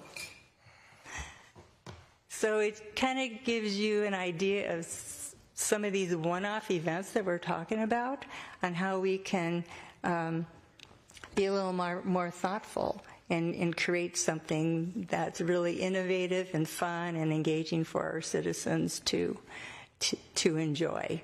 So I want to thank Dimple from having me tag along and to see the possibility of another fun event for University Place. Some more discussion on that to come. And with that, I believe I can transition finally into study session. And we'll have Evan Brisky, our Economic Development and Community Service Director, and his consultants, the ECO Northwest, in partnership with the MOFON, come up. Thank you. Mayor Pro Tem. Yes. Mayor Pro Tem, I'd like to make a motion considering a pretty good study session on the district plan that actually should take an hour, if not more, and we're now at time. And I think that proclamations, without going way into the weed night, I'd like to make a motion to move the item number 10, proclamations, to another council study session so that we can focus on this district plan for the remainder of the night. Okay, do I have a second? I'll second. Okay, I have a first and second. Council discussion? Councilmember Grassi? Thank you. I understand the time constraint. I also understand we have a guest here too for proclamations, but in light of our May 18th being canceled, meeting being canceled, do we see this being on the next agenda, next meeting, or do we have if we are going to amend it, is there a thought on when it could come back? I know we've pushed this and pushed this and pushed it, and we do have a guest here. So I just want to, if we do that, I would like to know kind of an ETA. I'm also open to extend. So. Okay, well, we'll try our best to put it on the next council meeting. The other thought is to give it a light brush, going over it if we have time tonight. That's the other thought, because it's a document that each and every council member has seen, commented on, did some additions to. So it may be a robust discussion, maybe not. if it's a robust discussion, we can gather what we discussed and also bring the proclamations back to another meeting at that point in time. So if we start to approach 9 o'clock, then I'll ask the council for direction there. And so that's the other option. But we do have a motion on the table to table the proclamations for another meeting. Any other discussion? No? Okay, I'll call for the vote.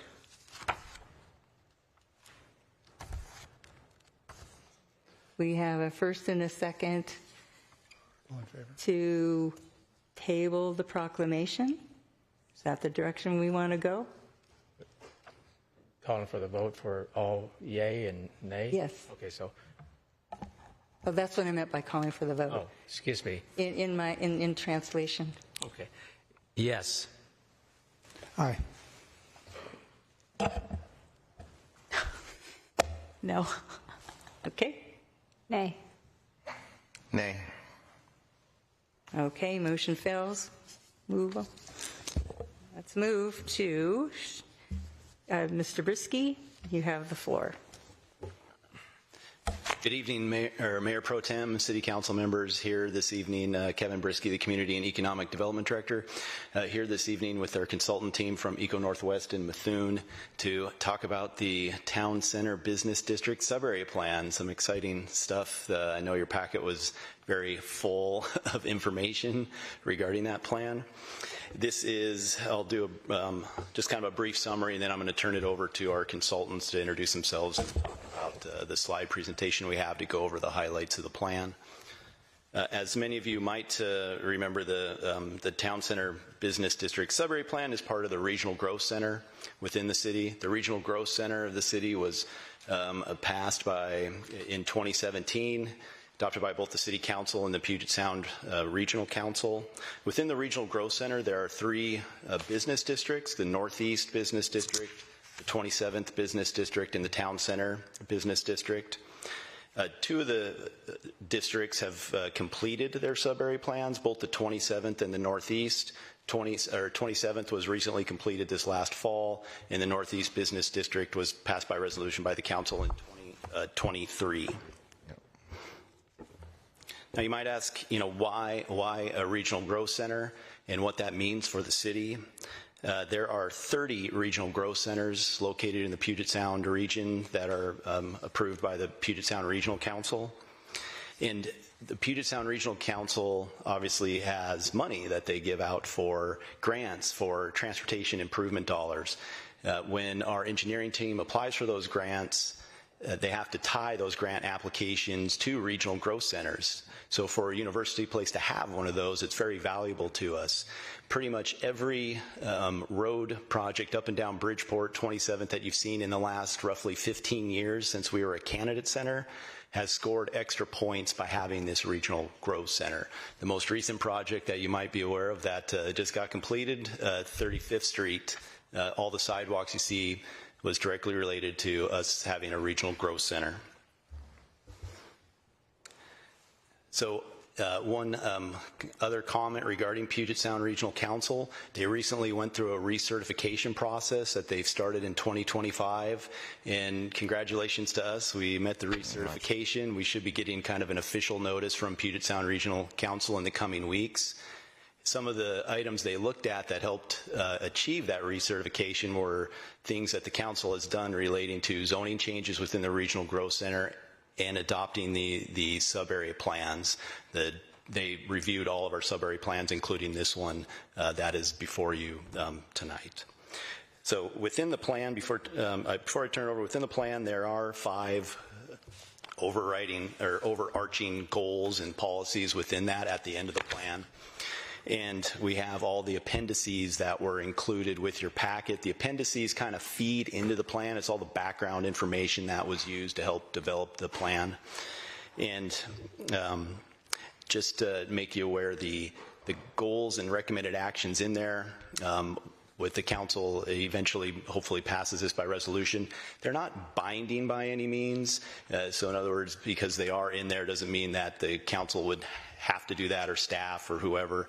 But it generates ideas and thoughts and hopefully potential outcomes in the future to take actions within the 3 sub-districts. And many of those goals and policies you'll see would take further, council action for study, budget, and so forth to do those. So with that, I would like to turn it over to our consultants to present to you the plan. Great, thank you, Kevin. Oh, maybe I don't have to be that close. I'll start us off with just talking here through an overview of our agenda for this item. We'll give you a quick refresher on Regional Growth Center, building on what Kevin just went over. We'll share a quick summary of the planning process, and we're hoping to spend a good amount of time talking about the Town Center Business District findings and recommendations, and have Q&A built in along the way, and have some time at the end as well. Some of the questions that we want to make sure we focus on at this meeting are: do these findings and recommendations reflect what you know about the town center? Are there any other questions or items that you would like to see reflected in this plan too? We're hoping that we've had a robust engagement process, and we've covered quite a lot in here, but definitely want to get your feedback on that as well tonight. May I take a moment and have you introduce the rest of the panel? Oh, yes. I'm Mary Chase, project manager from Echo Northwest. I'm Emily Pika. I'm a project director for Echo Northwest. I'm Kaushik Srinath. I'm an urban designer with Mithun. All right, thank you. Thank you. Thank you. So just to add a little bit more on top of what Kevin just said, we have a map here that shows where those 3 sub-areas of the Regional Growth Center are. And we're specifically focusing on that green area, the Town Center Business District, where we are also located tonight. So this is next to the 27th and Northeast Business Districts as well, which have already been adopted. And like Kevin mentioned, these are part of PSRC's Vision 2050 regional growth centers, which are defined as places that have compact, pedestrian-oriented development, a mix of uses like office, commercial, civic, entertainment, and residential, and places that are envisioned as a focal point for future growth. So just a quick review of some of those requirements. It has to include a list of different things, including a concept vision, touching on environment and climate change, land use, housing, economy, transportation, and public services. So you'll see in our recommendations related to goals and actions, all these different topics covered that again have to be included per Vision 2050. And just a quick refresher too, the town center, where we are now, is home to some of these landmarks like Homestead Park, Green Firs Town Center, and the Village at Chambers Bay.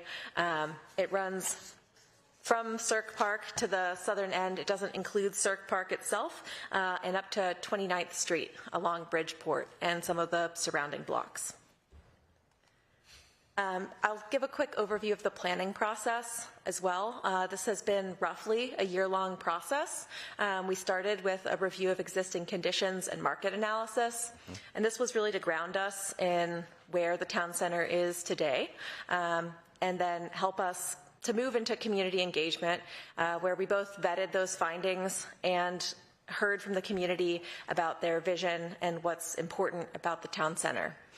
This also fed into the design framework that Kaushik will talk about in just a moment, as well as that final plan draft, which is where we are tonight. Just to give a summary of what that engagement process looked like, we had a pretty robust response in our 2 community surveys. We got over 700 responses from that, which included tabling in person and asynchronous communication. We had 3 meetings with our project steering committee, which I can give a little bit more detail about in just a moment. We had 7 interviews with stakeholders that included business and property owners, developers, and a few others. Again, tabling with community members at the Christmas tree lighting and Duck Days. We did an engagement event with youth at the Curtis High School leadership class, as well as meetings with the Planning Commission and the Economic Development Council. So just to share a few highlights from engagement, we're really grateful for our steering committee who met with us 3 times. And this image is from our first meeting where we really just sat down around the table and got to put sticky notes on a map and make sure that we understood the opportunities and constraints. Then in our later meetings, we're able to vet our analysis with the committee and review and give us feedback on the draft goals and actions and where the town center plan landed. This is a really fun map, I think, from our engagement with the Curtis High School leadership class. We did a mapping exercise with them and got to hear about where they saw exciting things in the town center, where they hope to see more in the future. One of the highlights that we heard the most was desire for a Dutch Bros. But really, I think it demonstrates desire for more third spaces and places that feel family-friendly and youth-friendly to hang out in the town center. And then this is just a quick graphic from our survey, which again, we got over 700 responses. And some of the words that stick out here, like parking, we'll usually get comments about parking, good or bad, but there's some ones in here that really stick out, like cute and nice and safe, that people feel positive about this area, but also some potential where people note that it's growing, note that some of the stores can be expensive, that there's a few places for improvement that people saw there as well. So that's the overview from our engagement and planning process. I can pause if there's any questions or comments, and then we can move on to talk about the vision and design framework. Okay. Council members? Nope. So, continue, please. Great. Thanks, Mary. And we're now going to speak through the vision and urban design framework for the town center. And there are great opportunities which exist within the town center, and the main aim was to emphasize some of these existing assets and how we could leverage it across the entire corridor. As Mary pointed out, we worked with the steering committee as well as planning commission as well as the city to come up with some of these recommendations and principles as well. One of the key requirements was to come up with a vision statement, and this was developed through conversations with the steering committee and the city, and it reflects some of the key priorities for the town center. Another source for this vision was also some of the rigorous existing conditions analysis, which is attached as an appendix to the plan. The vision statement is: the town center is a vibrant, walkable, and diverse regional center that is the heart of the community, with a variety of opportunities that promote a high quality of life, including small local businesses, regional anchors, and important civic resources. Focused development within the Bridgeport corridor, punctuated with gathering spaces, allows for a robust public realm. The town center is connected to Chambers Bay, Chambers Creek, and the regional trail network to integrate it into a larger geography. And this informs some of the guiding principles for the framework and also the visualizations and renderings as well. Mm-hmm. Through the engagements and steering committee meetings, 3 guiding principles were developed, namely the heart of University Place, a walkable, unique district, and town center connections. Each of these reflects and captures potential goals for the town center, and I will go through each of these through the graphics that come up in the next slides. The first principle is the heart of University Place. Just to give some orientation to the map, north is to the right, and the central line that you see is the Bridgeport corridor. The urban design recommendations that come up they align with these principles. When we spoke to the steering committee and the city as well, we realized that there is a collection of great places within the heart of the town center, which is between the 35th and 40th Street. And the aim of this goal is to connect and emphasize these. Some of these are programmatic improvements shown on the map, including a pedestrian loop through the heart of University Place, which was developed through conversations as well. This pedestrian loop would connect adjacent sides of Bridgeport and act as an anchor within the town center. Interpretive signages, wayfinding, and additional mixed-use development, and also a potential dog park are some of the other ideas that came out of this conversation. Okay. We have a question from Councilmember Figueroa. Thank you, Mayor Pro Tem. I'm trying to follow you. Yes. But I don't. Somehow or another, I can't seem to find your pages that year. So can you tell me what page you're on this? Because we have the whole package here. So what page are you on? I mean, I see 17, but I think it's 17. It's small, so you skipped quite a few then. The PowerPoint was not, I don't believe, was excuse me, that's in the packet. different from what we so have. The PowerPoint is just portions out of we're hitting on the highlights. That helps. Thank you. So, but this map here is in the plan, and I can give you the page number. Pull it up. Page 40. 40.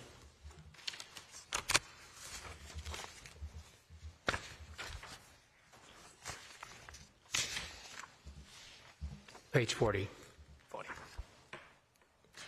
Page 40 is a combination of the maps that Kaushik's going to run. Yeah, I can just go through this, and page 40 will come up in about 2 slides. Okay. Yes, thank you.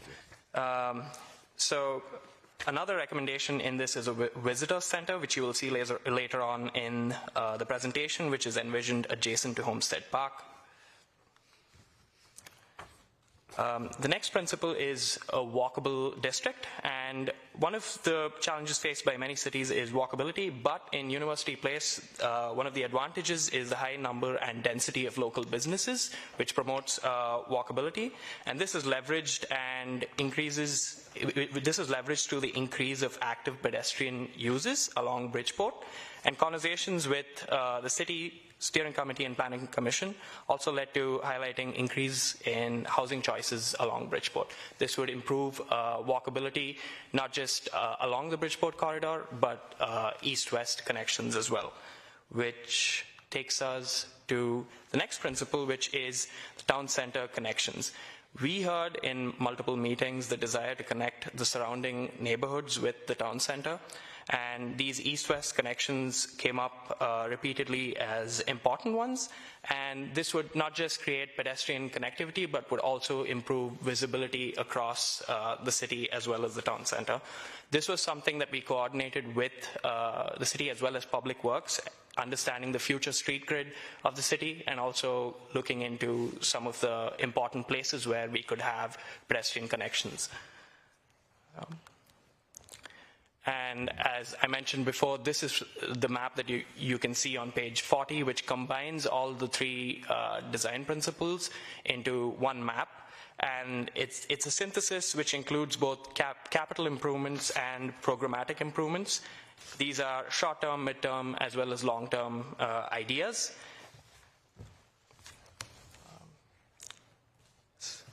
And we put this slide up there to indicate the potential regional connections.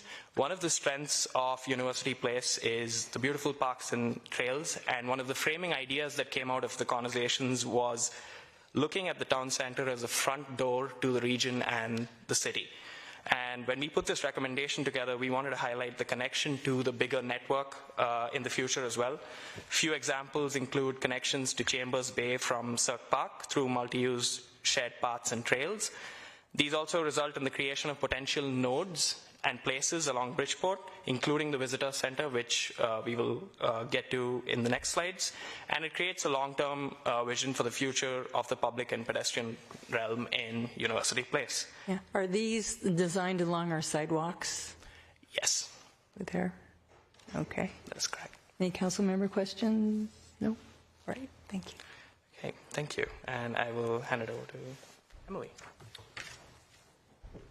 Okay, so Kevin said there were 5 goals. I'm going to go through the goals. Excuse me just a second. Yeah. Councilmember Figueroa, before we move on, has a question. Thank you, Mayor Pro Tem.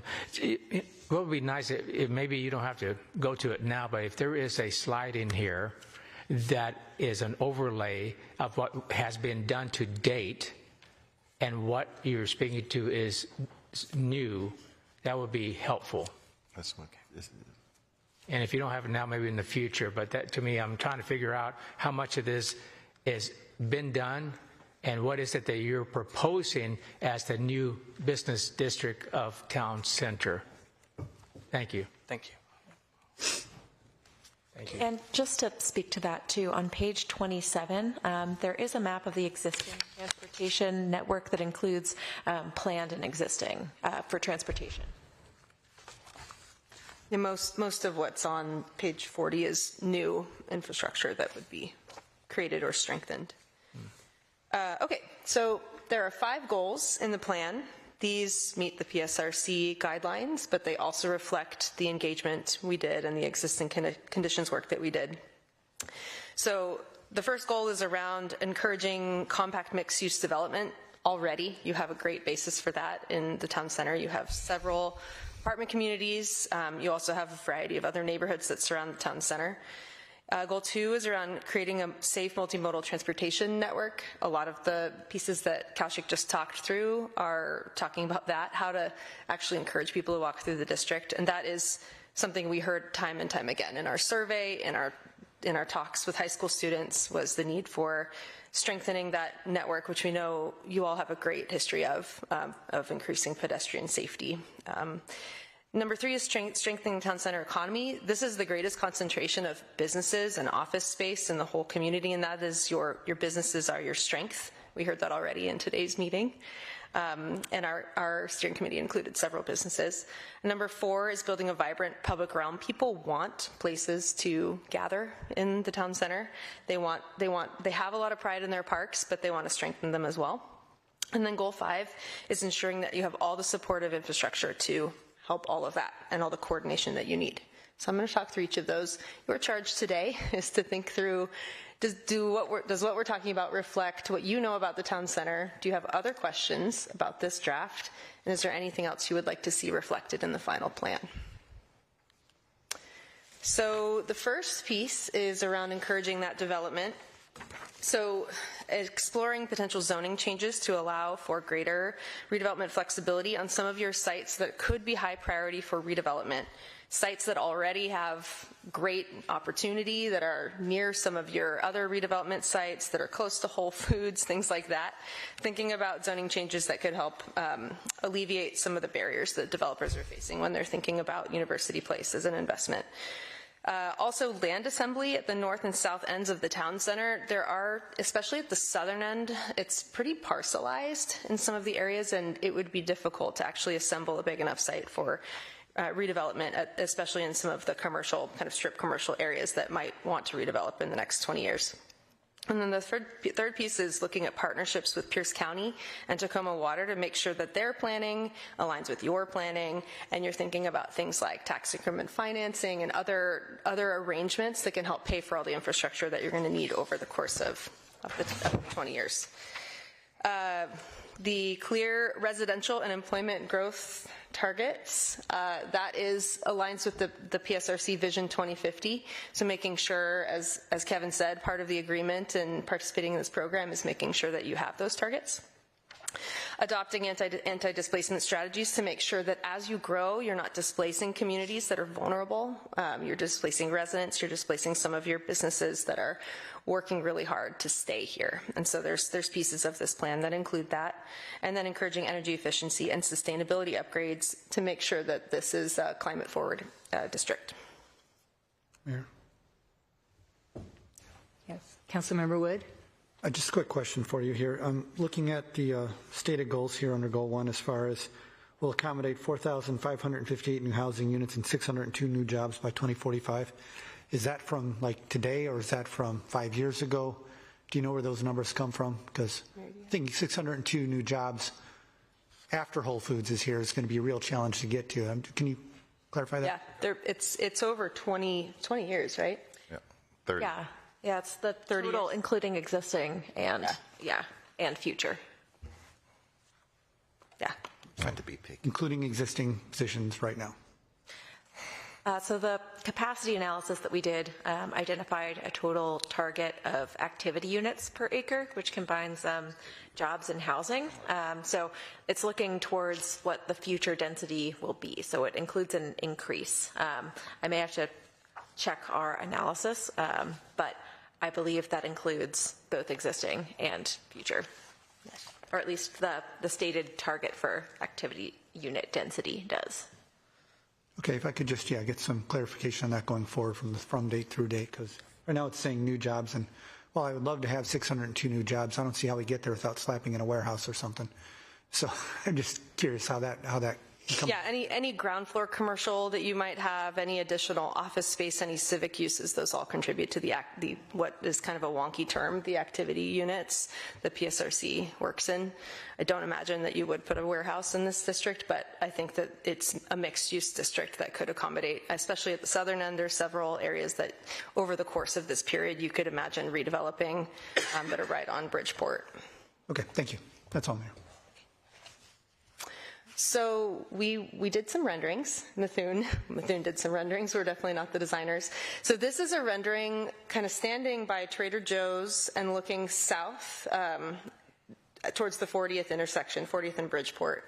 And what this shows is an active street front with local businesses along Bridgeport, that shared regional trail that Kaushik talked about in the maps. You kind of see that come to life, people walking on the trail, able to access all the businesses that are to the north and to the south.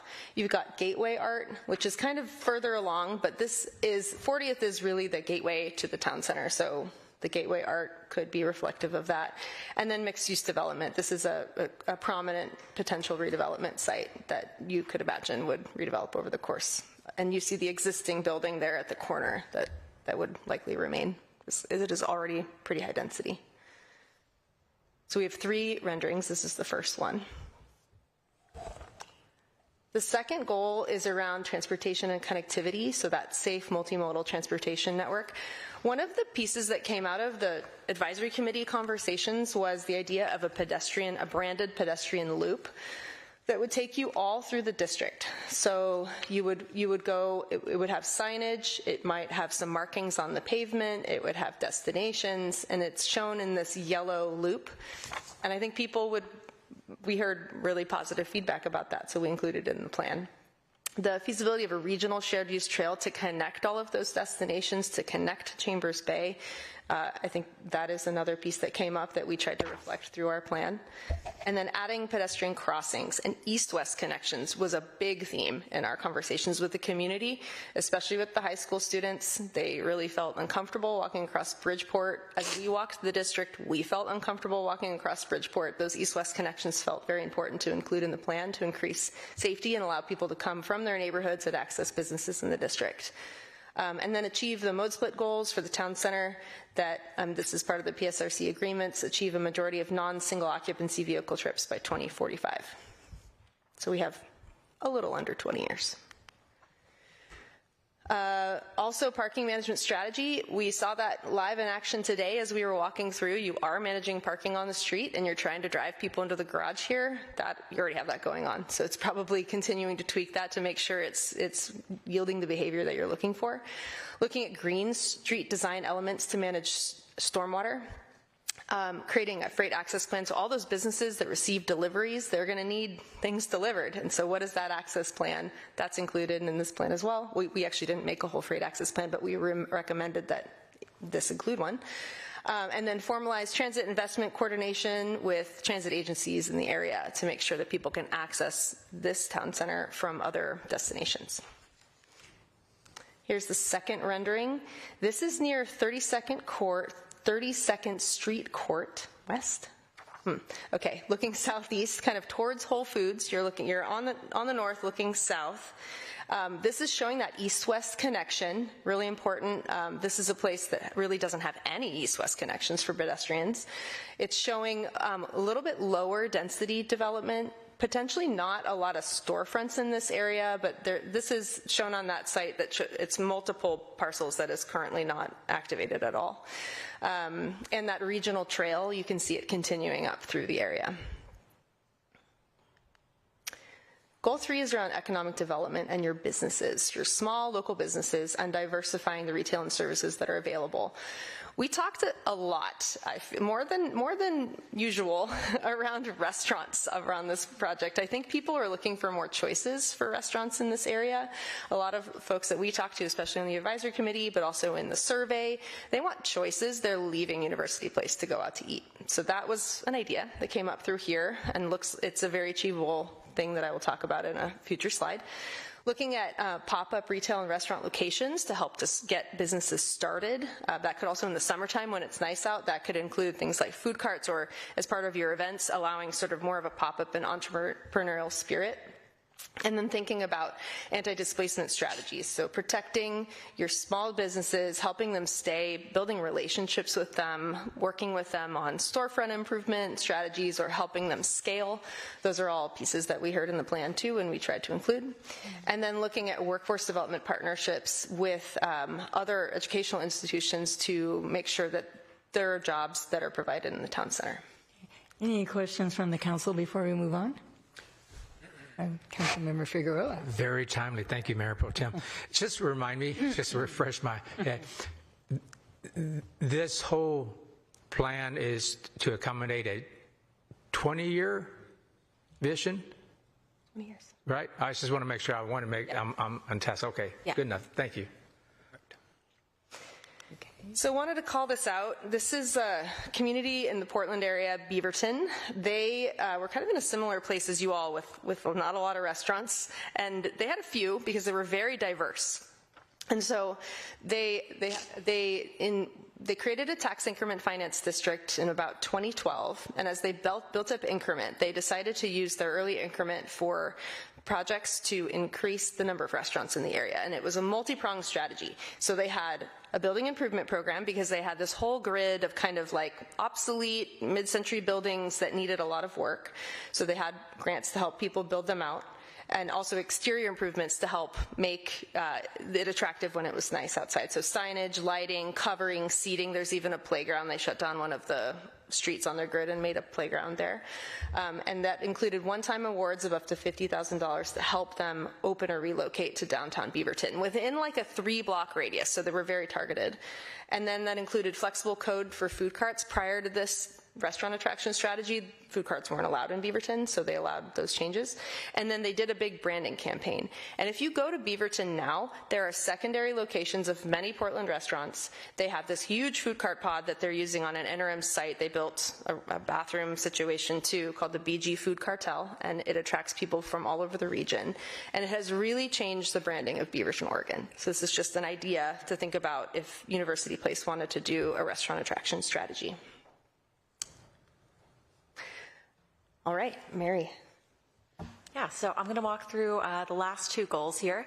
This one is around placemaking, and it starts to tie into some of the things that Emily just talked about, but it's really about building a vibrant public realm, community gathering spaces. We heard, especially from youth engagement and from the survey, that folks are looking for places to spend time and have somewhere to go in the town center. Also building cultural amenities and strong town center identity alongside that. Developing a coordinated public art and cultural program for the town center ties into a lot of those goals as a way to really make it a more vibrant area, and encouraging street activation, pop-up uses can tie into some of those potential strategies around businesses and public realm improvements. Creating a town center identity and wayfinding system we started to hint at with that pedestrian loop as well, and trying to just build some of the things that give the town center a distinctive character.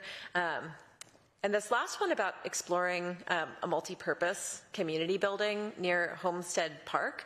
We have a little bit more about this in the next 2 slides. This is our 3rd rendering that shares an idea of what a space like that could be, and how it could serve the community and strengthen the town center as the heart of University Place. Some of the elements that you see here are activation on the street. There's pop-up retail like a farmer's market, potential for seasonal activation with temporary but adjustable bollards that could, shut down the street during certain events, but not necessarily all the time. Connection to that pedestrian loop with special paving or other sorts of public art integrated alongside that. This building that you see in the background there is envisioned as a community building that is, something separate from like the building that we're in today, that really serves as City Hall and library, but something that is more recreational. And then I didn't mention where we're looking right now, but this is on the north side of Homestead Park, looking east, so that little street that runs parallel to the park, and also would have potential for mixed-use development. I have a case study on our next slide here that showcases some of the features for a similar building. Yep. Just want to make sure the council's orientated on this one, just because this is a small piece of parceled property that the city owns and controls right next to Homestead Park on the other side of 37th Street Court. So to the right here would be the big vacant old City Hall site that you can just catch a corner of what may happen there. But this is a piece of property that the city controls, and the council and community can choose what they want to do with it. And so this was just an idea that came out of the community meetings and the groups we had that maybe the city would like to pursue it. This is more probably a long-term strategy, but something on that piece. It's not a huge piece, so it wouldn't support like a 20,000 square foot building, but you could probably do a 3,000 to 4,000 square foot building there and program it any way that the council would choose. Yeah. Did this comprehensive plan take in consideration the redevelopment of Homestead Park? Were you privy to the designs that are currently going to evolve and happen? The relocation of Farmers Market. Yeah, we were definitely thinking about how that really would become a new node within the town center. The feedback we got on Homestead Park is that people did not feel very safe there currently, and that it felt underutilized, and it sounds like the redevelopment and clearing out some of it for more light is really going to help with that. People were very excited about the farmers market. Yeah, so across that is the wild side, and then that's the vacant lot, which Mr. Brisky is alluding to. No? Okay, so I need to reorientate myself then, because we're talking about a possible community center, and I'm not really visualizing that in town center proper. And the other question I have is, we have the heart of town center and it's being developed. I'm also interested in creating placemaking outside of the town center along the existing nodes of the corridor that are underdeveloped, and maybe we can encourage development that way with this pathway forward of this comprehensive plan. So I'm trying to figure out what that has visualized and what that realistically means. Yeah, and I can flip back a few slides here, actually. There's a few features that are folded in with these renderings. If you look to the far point on the street, there's a gateway feature visualized. You really can't see that from here? It's a little bit far away. Are you talking... there's at 40th, yeah. Right. And then some of these other images we've got. Are these like plazas or paseos or? I think that, it would probably be more like for the people that live in this area, potentially, not necessarily like community-wide gathering spaces like you have right here. But I think the biggest piece here is connecting the housing and the neighborhoods across and then I think the paseo would be your regional trail, because that would create, it's wide, it's protected with what's it called? Green infrastructure. The green infrastructure, so protected from cars. So that's the paseo opportunity. Okay, let's go back to the community center. Yep. Pardon me? Okay. Part of so you heard in your the public outreach that there is still a viable and strong interest in a community center? I think the distinction, people are leaving University Place to go to other community centers. The distinction is they're looking for covered, protected places to gather. This is relatively small. This is modeled as like a 3,000 square foot building. Mary has a case study from Kenmore called The Hangar that is similar.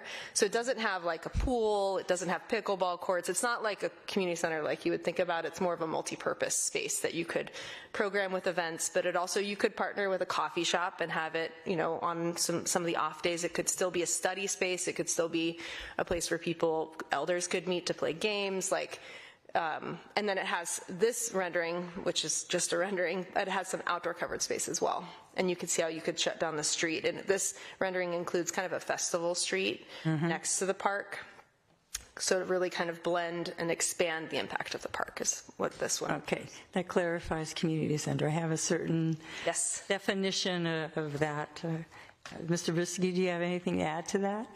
I think you've got the clarity. I would not define this as a community center like what most people or what we envision in the studies that have been done or are ongoing for a community center at Cert Park or wherever. This is much smaller gathering space that is a community space, maybe, but not a community center like you would think. All right, I got that. Thank you. Any other council member questions? Council Member Figueroa?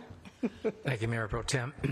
In your community meetings or surveys, did you ask the questions if they will be willing to pay extra taxes for some of these amenities? We did not. Okay. No. Important question. Yes, important question. Mary, do you want to talk through the case study?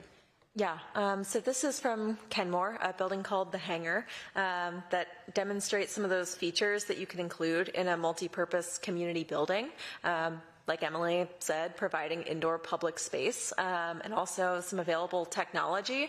This example includes Wi-Fi, outlets, and AV tools. There are meeting rooms that you can reserve and use for any purpose that community members would like. They also have a partnership with a local vendor, so there's a small presence in there. It's not just a coffee shop, but you can get food or beverages, and the total square footage on this is about 4,600 square feet. So again, it's not a huge community center building with large fields, but a pretty compact building that you can see the inside there, the gathering spaces and tech available, as well as the outside view. Okay, thank you. Council, we have a decision to make. We voted to keep proclamations on the agenda. It's now approaching 9 o'clock. We have yet to conclude the Town Center Business District. We probably maybe only have, remember, Kevin? 4 more slides and we're pretty. All right, so we're almost done with that in light of council questions. So we'll need to extend either way. So my question to you is, how long do you want to extend? We can extend to 9:15 or to 9:30. I'd like to hear from the council. Go ahead. Okay, Councilmember Wood. I'd support going until 9:30. Finish this up. Maybe do 10 to 15 minutes on proclamation. See what we can, how we can progress there, and call it. Okay. So, council in agreement to extending the meeting until 9:30. Say aye. How about that? I absolutely would support extending the meeting for 30 minutes or prior to us concluding our agenda. Right. Any other comments? Councilmember Figueroa. Yes, I think we have to be realistic that we, for slides and questions, that still, I have quite a few. I'm not sure about anybody else, so that half an hour could be eaten up, if not most of it. Okay. And again, like I said before, there's no justice. I mean, I guess we can chat about it for about 5 minutes, but I just think it's injustice to even start conversating. But that's I guess we can revisit it again at 9:30 to see how far we go. But because I know that Councilmember Grassi mentioned there's somebody here waiting on that. I think it's unfair to that person. If we're not going to do it, he or she can just go home and not worry about being here to 9:30 and thinking that we're going to extend it again. So that's where I'm at. Okay. Any other comments from council? I just want to make sure that there's some balance to the interpretation. The expectation of why I voted no was because of that very thing. We've got a guest here who has provided the expectation that they would be service tonight. Our expectation is to provide service to the agenda. I presume that's why they're here, to just presume that they can come back because we haven't concluded the business that's before us or not willing to, I think is, in fact, unfair. Okay. Councilmember Figueroa. It is customary for study sessions, and it is a study session for the City Council, not for the public. That's very clear in the policies here. Yeah, so, I was going to suspend the rules at the will of council for that one. So we haven't got to that part yet. So I think that... You're right. That is customary. Yeah, and so I think we need to do the business that we need to with the energy that we have. This is a lot of load here to understand and to, and then to move on to another one, to give it respect. I just think we need to, we should do the business on behalf of the council and not the public at this point. If they're here to listen to, they're not going to participate. So I just want to be clear. I don't know what that meant. If there was going to be participation, there's no participation in the proclamations for the study session. Okay. Well, there is in Robert's rules, you can suspend the rules in a study session at the will of council to have a subject matter expert come to the table. However, with that stated, it's now after 9 o'clock. We have a proposal that we extend till 9:30, and if we get to the proclamations, we do, but at 9:30 I'll ask for the question to extend or to conclude the meeting, and we can table the proclamations until hopefully next meeting. So all those in favor to extending the meeting till 9:30, say aye. Aye. Aye. All those against? Hearing none, meeting is extended till 9:30, and I give the floor back to Mr. Brisky and his team. Yeah, so we just have a few more points here on the next slide about placemaking and some of those supportive actions around family-friendly amenities at parks and plazas, as well as gateway features. And this starts to speak to the following slide, but protecting wetlands and environmentally sensitive areas is part of the PSRC framework as well. Those are noted, I don't have the exact page number, but those are identified in one of our appendices on existing conditions. There are few that overlap the district. Our final goal here is around ensuring that utilities and community services are aligned with anticipated growth in the town center, and making sure that those are reliable, resilient, and again, able to support anticipated residential and commercial growth within the town center area. So that includes coordinating with the school district to align with some of those projections, capacity planning and investments.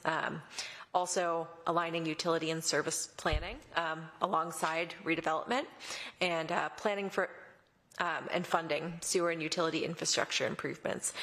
We did a capacity analysis of current facilities and didn't find deficiencies, but there are a few parcels that we did identify on the south end of Bridgeport Way that aren't currently served by sewer, but it wasn't major finding from our existing conditions report either. So with that, we can speak to some of those questions. I can flip back to the slide where we have those outlined and talk through comments that speak to these resonate with you and reflect what you know about the town center. Is there anything else that you would like to see reflected in the final version of this plan? Yeah, so I leave it open. All right, I already am aware Councilmember Figueroa has some questions, so you have the floor. I do. You do. Well, thank you, Mayor Pro Tem. Appreciate it. I won't ask them all. I'll do like 3 at a time and provide others to ask questions. If you go to one of the last slides that you had, you talked about the sewer development. Right there, plan and fund sewer and utility infrastructure improvements to support redevelopment at the south end of Bridgeport Way.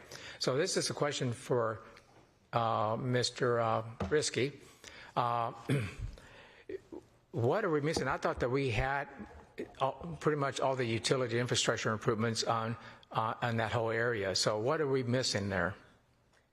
There's one small gap on the east side of Bridgeport, about the 4600 block, that does not have sewer. 4600 block. Yeah, down about 46th and Bridgeport. Okay. There's a doctor's office on the corner of 44th on that corner, and then there's a cell tower down there at the 46th Street intersection. So there's a row of undeveloped properties there that do not currently have sewer. Now this is plan and fund, and we know fund is a strong word, but maybe something like ARPA or that the council used to get sewer on other parts of that also helped with the regional growth center. Maybe funding might come available. So this is like, funding comes available. This is a spot that could be looked at getting funded. So a bigger umbrella question, but we can take it in sections like this one here, and that is, let me ask the big question. Was there any cost analysis done in any segment of this to say, if you did this or anything close to it, an estimate of $5 to $10 million, or was there any cost analysis done in any of these improvements or amenities? No, the sewer we do have from previous cost analysis for the unsewered parts of the city. So there has been some cost analysis outside of the scope of this that have been done.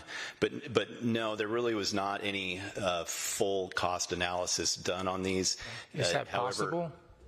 Yes, there definitely can be. However, that would be a future step in the process. It's if the council is resonating with some of these goals and ideas, it'd be maybe go look and see how much it might. I don't know if I can resonate a lot without knowing the cost analysis to any one segment of this. Yeah.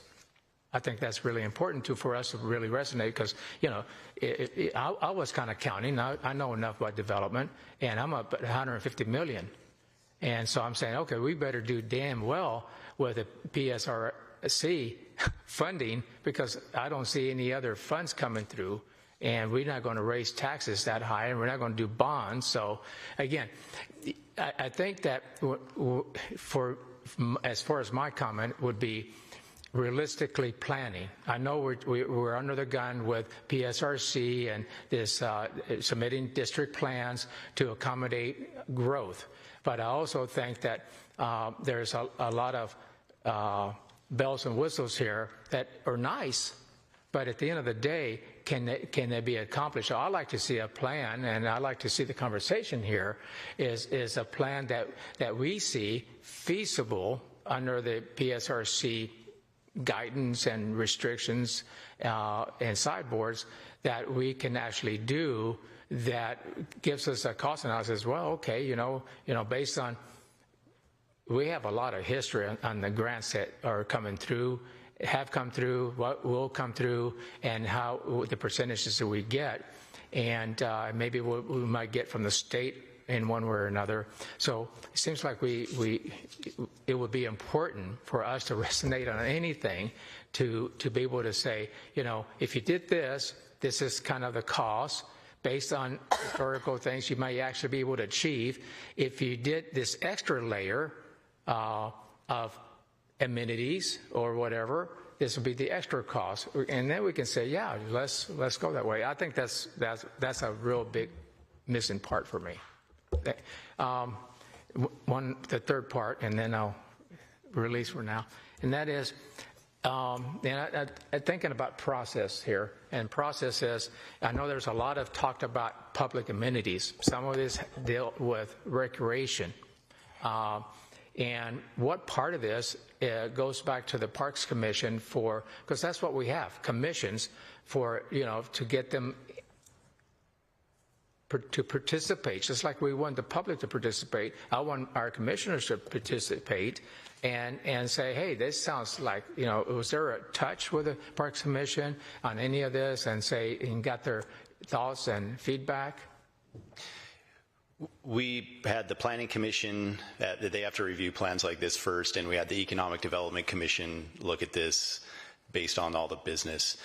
Since most of these improvements are all in the right-of-way and private sector, private properties, there wasn't direct park improvements proposed on this. It was not taken to the Parks Commission. Okay, so not all this is most 99% is private property. Yes, public rights of ways, or potential changes that would affect private properties. Okay, I'll relax for now. All right, thank you. Any other council member questions, comments? Councilmember Wood, and then Councilmember Grassi. Thank you, Mayor Pro Tem. So I would actually like to see, with this plan and the other two district plans that have been put together, to kind of piggyback a little bit on what Councilmember Figueroa is saying, is because these are aspirational documents. I get it. They're not budget. They're not anything else. These are just, hey, this is what we'd like to look like in 20 years. But having said that, there then becomes a step of what is now our action plan as a city to get there. Not knowing funding sources yet, but we can start doing assessments of, well, where do we want to focus? Do we want to focus on street improvements, or do we focus on utilities first? Or then, in which area, which one of these three districts can we support, or should we target these improvements going forward? And just getting that next step to a broader action plan, I think, would be a great way. After this is completed and done, how do we get from here to there? So that's one. But looking at utility growth, the community center, or the community not center, whatever we're calling it right now, that by itself, is that going to require a bond measure? Is that something we get grant funding for? Looking at those kinds of things, how do we get there? And then with that, also looking at, you broadly mentioned zoning changes, and I saw some lovely pictures on the screen of what this place could look like. But within our current zoning code, can we get buildings like that, or are developers going to slap up what they want again? So just how do we get here so that we can get those pretty pictures in real life in those locations? So that's what I'd be looking for as a next step. I can have a follow-up comment to that. Council has given direction to the Economic Development Commission this year as part of their work plan to look at the recommended actions and goals from all three plans, and to come back with a grouping of them that they feel would be the most achievable more in the short term, and some ideas behind that. So that is on the EDACs, which is a partial step to what Councilmember Wood, what you were asking there. Right. Thank you. Okay, Councilmember Grassi. Thank you, Mayor Pro Tem. Thank you so much for being here this evening and for sticking it out with us. I appreciate all of this hard work and your presentation this evening, so thank you. Just two quick questions. I'm wondering, when you said there was a lot of community response, of course, for the community center, and there was confusion even up on the dais of what community center really meant, are we sure that they understood in your interpretation of that? Because I think there's been so much, as you know, discussion in our community regarding recreation and community center, what we can do, what we can't. When we hear that, are they understanding what you're envisioning there, which is more of a gathering space, a shared space? I just, I want to make sure we're matching apples to what we're hearing and what we're saying we're delivering from what we heard. We have an appendix that has the survey results that has it wrapped up. I would say the most memorable piece for me was the Curtis High School students were definitely looking for more recreation opportunities, but that was like 25. We talked to one leadership class, so we did not poll specifically on a community center. That wasn't the project, but it was a theme that came through, that people broadly were looking for more recreational opportunities and more gathering spaces. The word community center, we heard somewhat, but I would say the broader theme is more like, right now you kind of have to pay to play in the town center. You have to spend money there's a plaza where you can hang out and at a table, but people are looking for more of those kind of free things to do. It was very, when we presented that potential goal, it was very clear that this was not a like full-blown community center. But what we heard was more about gathering spaces, public gathering spaces from the public on places to hang out and that aren't necessarily a store. Yeah. Okay. And then question about just area. I agree. These are beautiful renderings. Is there anything that is more southern that you guys have designed? Because I think it feels like a lot of it is stopping at 44th right there. I don't see anything in mind for south of that. I know this goes all the way to just the edge of Cirque. Is that correct? Correct. The town, the sub area goes basically from Cirque, it just past Cirque, because we have some commercial properties just past Cirque on the south end, all the way to 29th on Bridgeport. There was just the 3 renderings, so the one around 40th, the one around 33rd, and then the one on the next to the park. And I don't want to get hung up on renderings there.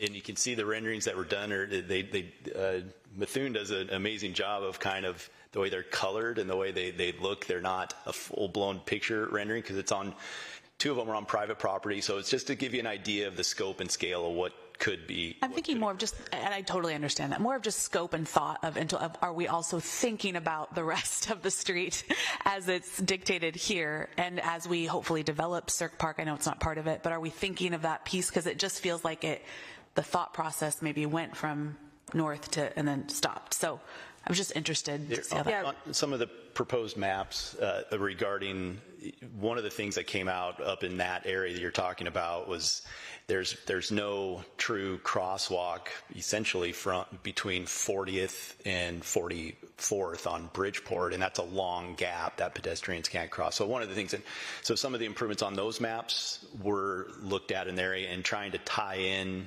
the best pedestrian connections we can with not only crosswalks there, but connections to Cirque Park. So there was definitely look in that area where there was just no rendering of a potential redevelopment up there. Okay, thank you.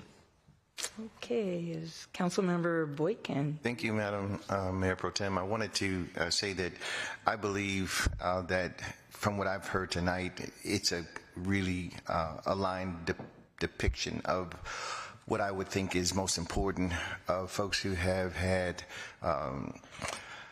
placemaking in the city of University Place, as well as the expectation of what that vision could look like in the not so distant future and beyond. I think you've nailed the big pieces pretty clearly. I think the expectation around community center has been something that we have internalized as a council and have anticipated that should look a certain way based upon engagement that we've had.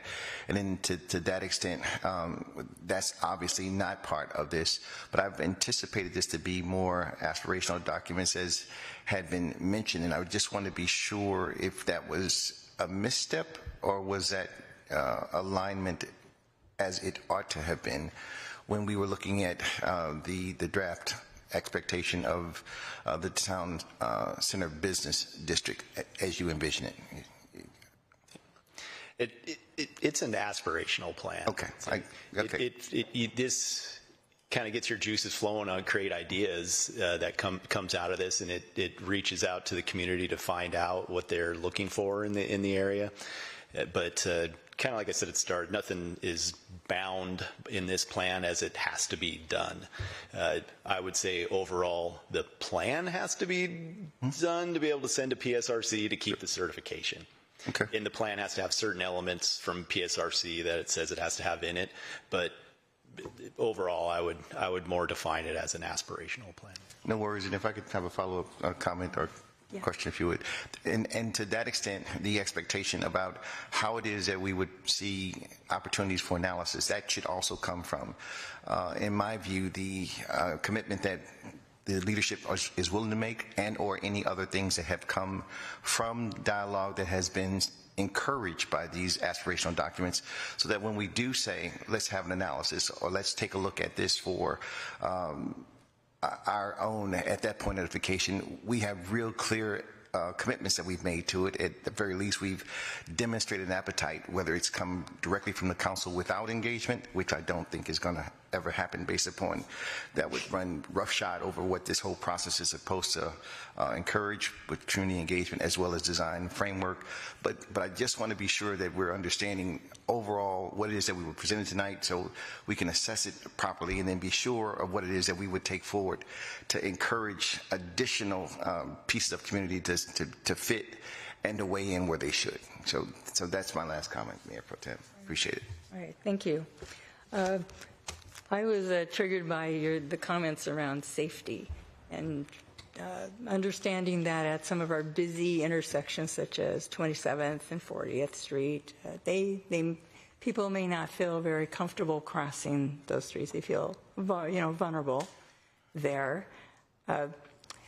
Was there any thought to what it would enhance the feeling of safety and the safety factor because if people are not feeling safe, they're not going to use the sidewalks to cross over. They're going to get in their cars to cross over the street, and we're trying to safely discourage that piece. So would the consideration be doing sidewalks in the middle of the blocks, or redesigning what we currently have, something a little different? I know Mr. Eklund is probably not going to like that comment, but but what would enhance the safety? We've also had the idea that maybe art on the streets. There was a project that was done with Bloomingdale's that created, even though they didn't do anything with their infrastructure, people felt safer and were more encouraged to use it. So your thoughts? In terms of the crosswalks and where we could cross across Bridgeport, one of the things we recognized in our analysis was the length of the blocks along Bridgeport as well, where some of them are more than 600 feet, which is oftentimes it's a distance which people tend to walk before they need to turn across, or could be defined as a safe block. So those things were recognized, and then we were able to propose some amount of crosswalks in the middle of the block, like you mentioned as well. So that was one aspect to it. Okay. Were there any other ideas, Mr. Brisky? One thing we noticed was, as a pedestrian trying to get to Trader Joe's from here is really not pleasant. And so you even see it. There's all these kind of desire lines that go down the ridges there. And so coming up with a staircase or some way to connect Green Firs to Town Center. And that walking loop is another piece. If you can kind of just maybe someone will walk a couple more steps to go on the walking loop route, that suggested route. Right now, there's not really any guidance for people that are trying to make their way through the district. Mm-hmm. Right, I could see crossing over into Trader Joe's from here would be, we did it. Scary. Yeah.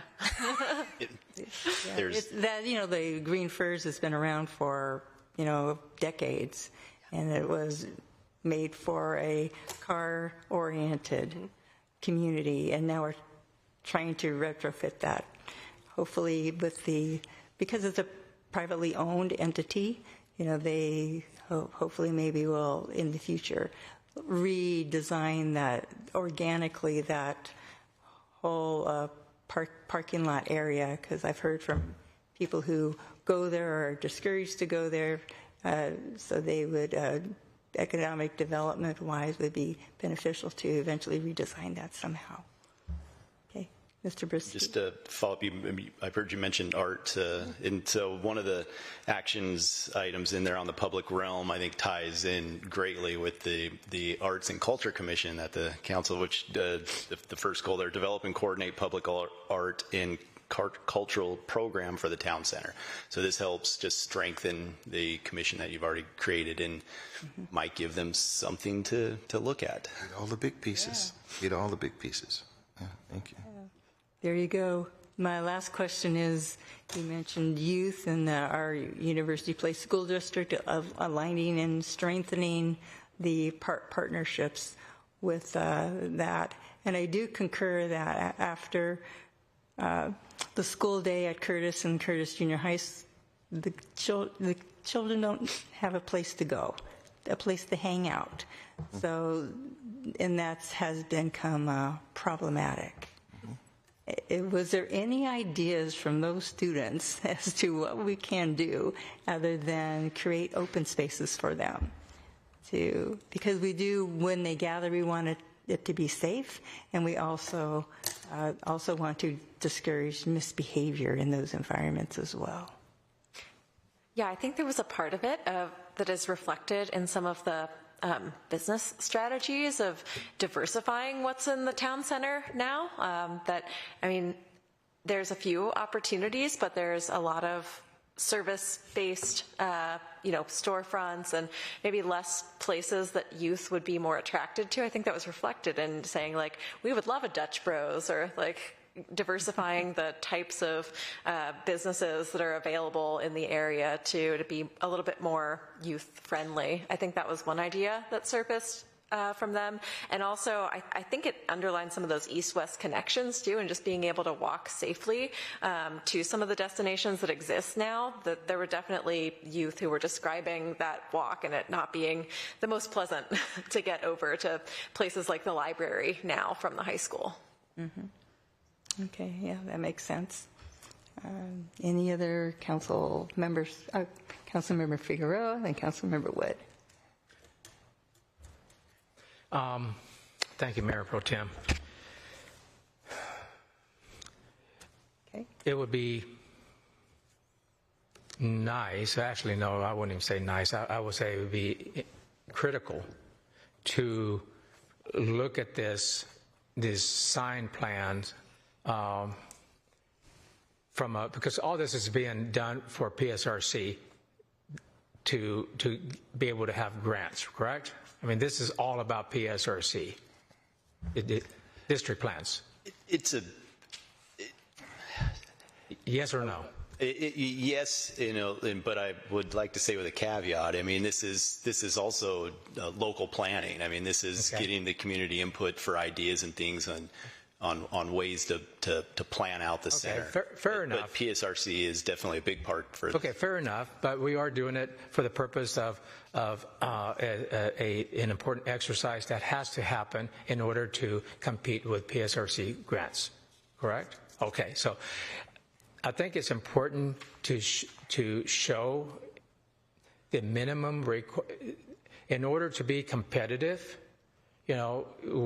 How far can we go? It looks like this is just a big swath of needs and wants and nice stuff and all that. Even 25 kids at a leadership at high school saying, this is what I really like.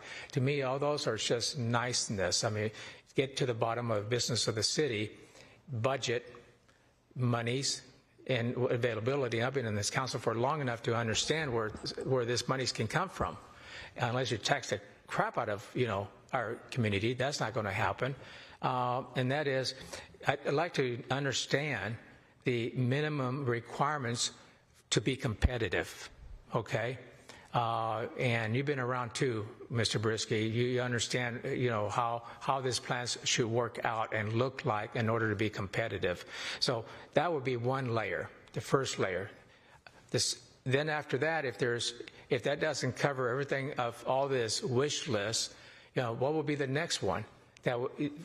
Local planning, okay? Where does local planning comes in? That will be critical again. Public safety, things that are important, infrastructure that maybe is above and beyond the PSRC needs, is our needs, things like that. And then, I can see this being layered to the point that says, okay, well, you've got $1 billion, this is what you can do. The other one is, I'm just going to shoot out some questions, is we have certain key properties around this town center design area that have specific, we're contracted out for a first right of refusal for them to develop. Have they been notified of this design and had gotten their feedback on what they were thinking and what this may mean to them or not mean to them? Yes, they were one of the stakeholders that were reached out for an individual interview. Okay. Those. Before we go on, we're at almost 9:30. I knew that. I told you that. You are. Yeah, so. Okay, so you did tell me that, and now we're here, and we have a Councilmember Wood that's in alignment to speak as well, so I would like to ask the grace of the council to extend this meeting for another 10 minutes to... I make a motion to extend the meeting to 10 o'clock p.m. Okay, we have a motion to extend till 10 p.m. I second. Council comments. Okay, I have a second. I second. Okay. All right, first and second. Okay. All those in favor say aye. Aye. Aye. All those against say nay. We are extended till 10 p.m. Councilmember Figueroa, you have the floor once again. Thank you, Madam Chair. So is there a separate sheet here? And my apologies if I didn't look through every page to see things like this, but is there a piece of paper that says, here is the developers that we talked to and this is their comments? We don't list specific names in the engagement appendix of all the folks we talked to. Well, maybe not names, but saying developers. Mm-hmm. Yeah, in our engagement appendix, I believe it's Appendix B, we have summarized results, but we don't name specific people that we talked to. Okay. The other one is the same question with, I don't know why you couldn't be public, but school officials, for example. Who did you talk to, and what level? Was it the superintendent? Was it the school board? Was it a school teacher? Students? We talked to the superintendent. Okay. And we have his comments on... We have the themes from the interviews, not the verbatim. I mean, we didn't transcribe it, but we took notes and have themes. But nothing we can read and see what he said.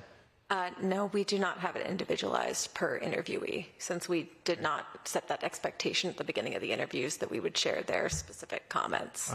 But we can get you the list of the people that we interviewed, though. That's... Well, it'd be nice to maybe summarize, because those are, you mentioned about the school district partnerships in many ways. So it'd be nice to know exactly what they thought. That's also a requirement out of PSRC in the plan. So as part of the checklist that you need to do when you work on these plans, you need to be partnering to think about enrollment growth, potential implications as you have new households in your area. Was the fire district board or chief interviewed? No. Okay, because as we all know, the fire district has a lot to say about fire lanes and developments and how they go and in and out, egress, ingress. So is that going to happen? Kevin, do you know if they interviewed the fire chief as part of the previous district plans? No, we did not. The goal, the overarching goal here is to say as we plan for future growth, the city will coordinate with the utilities and with the school district and with the fire district and with the police. So that is a PSRC you have to kind of just have that statement in there. And we have those ongoing conversations with those utilities and with our fire department and with the police and school district annually, if not more than that, to talk about capacity needs for those different areas. Okay. I think it's important if you're talking about developing streets in a certain way to accommodate events or accommodate whatever, I think it's important to give a heads up and just take a take on what they think. I think at that level, at that high level, the 13,000 foot. Yeah, we did coordinate with the Public Works Director, and he reviewed the entire concept plan. I didn't say that. I said fire district. Yeah, but that high level. The size of the roads and the fire access lanes, they're actually handled by the city. We have our fire code official in Public Works, so we do show those information. Now, I'm mentioning all these because you mentioned it. You mentioned the county, a lot of big partners here, so I would assume that there was some real conversations and with some note taken about what was there that we can see. Okay, and the same thing with the Sound Transit, which is a big deal coming in. Where does that fit in, as well as Pierce County Transit? I know you mentioned it in there. So So those are critical partners that I think that's more than a minimal little, I did pass it through them. I'd like to see a little bit more in-depth conversations. The other one would be that is comp plans. Do we have, if we were to approve this district plan, do we have to make comp plans adjustments or new comp plan and zoning changes? And how does that work? Do we do the comp plans first and then incorporate the district plan, or the district plan first and then we do the comp plans? So within the comp plan, currently there's policy LU 12D, which says that we will bring forward sub-area plans for the district. So this achieves one of the council's comp plan policies already in place. And the next step would be, with these plans, some of these goals and policies may filter in to a comp plan as we update the comp plan periodically. However, it's not directly adopted within the comp. Like the comp plan itself does not adopt these plans. Right. It's a completely separate document that is 100% required by state and the Growth Management Act. But I could see some of these goals and policies may over time filter into the comp plan at the council's discretion on what they would want to see in there. Yeah. So what would be the next step and the timeline to finish this? Are we under pressure? Do we have some time? This is kind of the first set here. I think that I need to go through this a couple more times to absorb it. At the end of the day, there's going to be asked, what is the council's direction, right?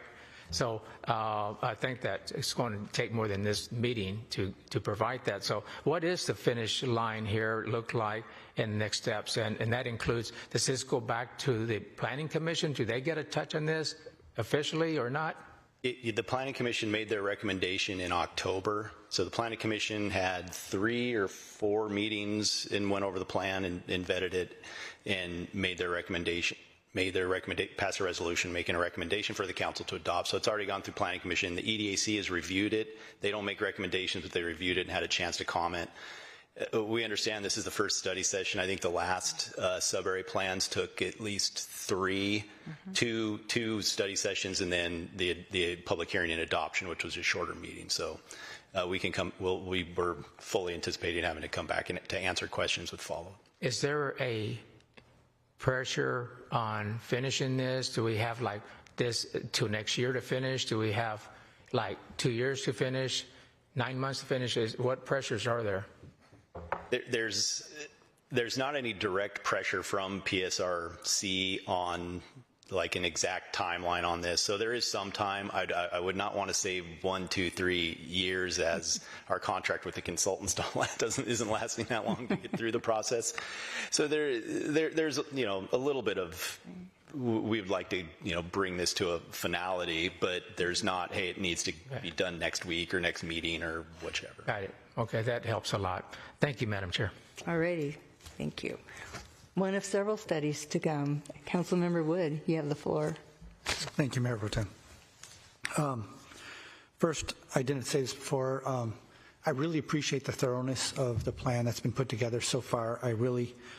And I also really appreciate some of the ideas, the concepts that you brought up, and Councilmember Gross and I were just discussing how we kind of like the idea of pop-up retail and food carts and things like that, because I think that would really add more community, more character, more potentially, if done right, to this. And I just really like the thought process behind it. But I would like the discussion on crosswalks and safety had me think of the other aspect of it, which is if we add a whole bunch of crosswalks to Bridgeport, which is really one of our 2 main north-south thoroughfares, well, I guess third if you count Grandview, you're now really slowing down traffic because the 2 don't go together very well, which is perfectly understandable. Have we given thought to what would our overall city traffic plan look like? Because what I envision, just based on what you're talking about, is our now primary north-south corridor for through traffic is now 67th Street or Mildred. And then if we do that and we still want to drive people into the town center, then our east-west corridors become even that much more important, so like 35th, 40th, and 44th Street. How would we design traffic patterns or traffic signage or traffic whatever so that people who just want to go through know to take 67th, and people who don't mind hitting 5 crosswalks can just tool down Bridgeport until they get to where they want to go? I would just like a little more thought. I don't know if it has to be part of this or something else as part of a traffic study, but I'd really like to see a long-term thought process around how do we manage the flow of vehicles, especially if we're trying to make Bridgeport more pedestrian friendly. Thank you. That concludes my comments. All right, thank you. Any other comments from council? With the knowledge we're bringing this back to study? Maybe for a third time, second, third, fourth? Okay, I'll conclude this topic and we'll move on to proclamations. And I thank you all for all your hard work and the information and your time for the presentation. Thank you. So proclamations. We have Lisa Petoric.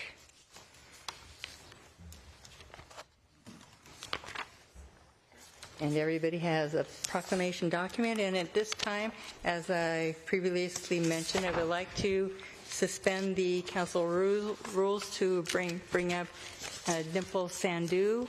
She has been working extraordinarily hard with me on this proclamation, and with the insight of that, the council may ask her some direct questions, and that is her sole purpose there, is to be an additional information platform for council to use. And I would like comments if I could do that. Yes, I concur. I support for her to be part. Okay. Absolutely, I concur and support. Okay, we have majority, so Ms. Sandhu, welcome. Strictly speaking, Madam Mayor Pro Tem, you need a 2/3. Give me a mic, Green. You need a 2/3 majority. Okay, yes. Okay. I got it, right? I didn't hear that. You are correct. 2/3 was right. So, Councilmember Figueroa, I took a poll of who was interested in suspending the rules so we can bring a citizen, a subject matter expert that had put in extensive hours to help me design the list of proclamations, and it came to light that some of the council members may like to ask her for a little more details and explanations of things. So that was the reasoning behind suspending the rules in the study session. Okay. And you got the 3/4? Yes. Okay. 2/3. So, because 2/3. 2/3? So it sounds like he was questioning whether you got it or not. Because I didn't vote, I just moved. The Mayor Pro Tem said majority, Yes. which is where I jumped in. Okay. Right. All right. Oh, I see, yes, okay. I stand corrected, even though I knew what I was thinking in the back of my mind. Okay, Ms. Petoric, you may proceed. Thank you very much, Mayor Pro Tem McCluskey. Good evening, Lisa Petoric, Administrative Services Director. Proclamations was brought forth through a legislative request by both Mayor Pro Tem McCluskey and Councilmember Boykin. Originally, this topic was scheduled for your January council retreat, but due to scheduling, this will be your first opportunity to have a fuller discussion on this topic. For the benefit of the audience and those that may be watching, wanted to discuss what exactly is a proclamation. So the proclamation is an official announcement that's made by the mayor and or city council, publicly read and presented at a council meeting to recognize an individual, a group, or an event. When it's done, it's usually recognizing community values, so it honors individuals and groups and events that reflect what University Place stands for. It also aligns with various observances, either recognized federally, at the state level, or regional level. And logistically, it's used and put on the agenda, which helps the city clerk plan agendas efficiently throughout the year.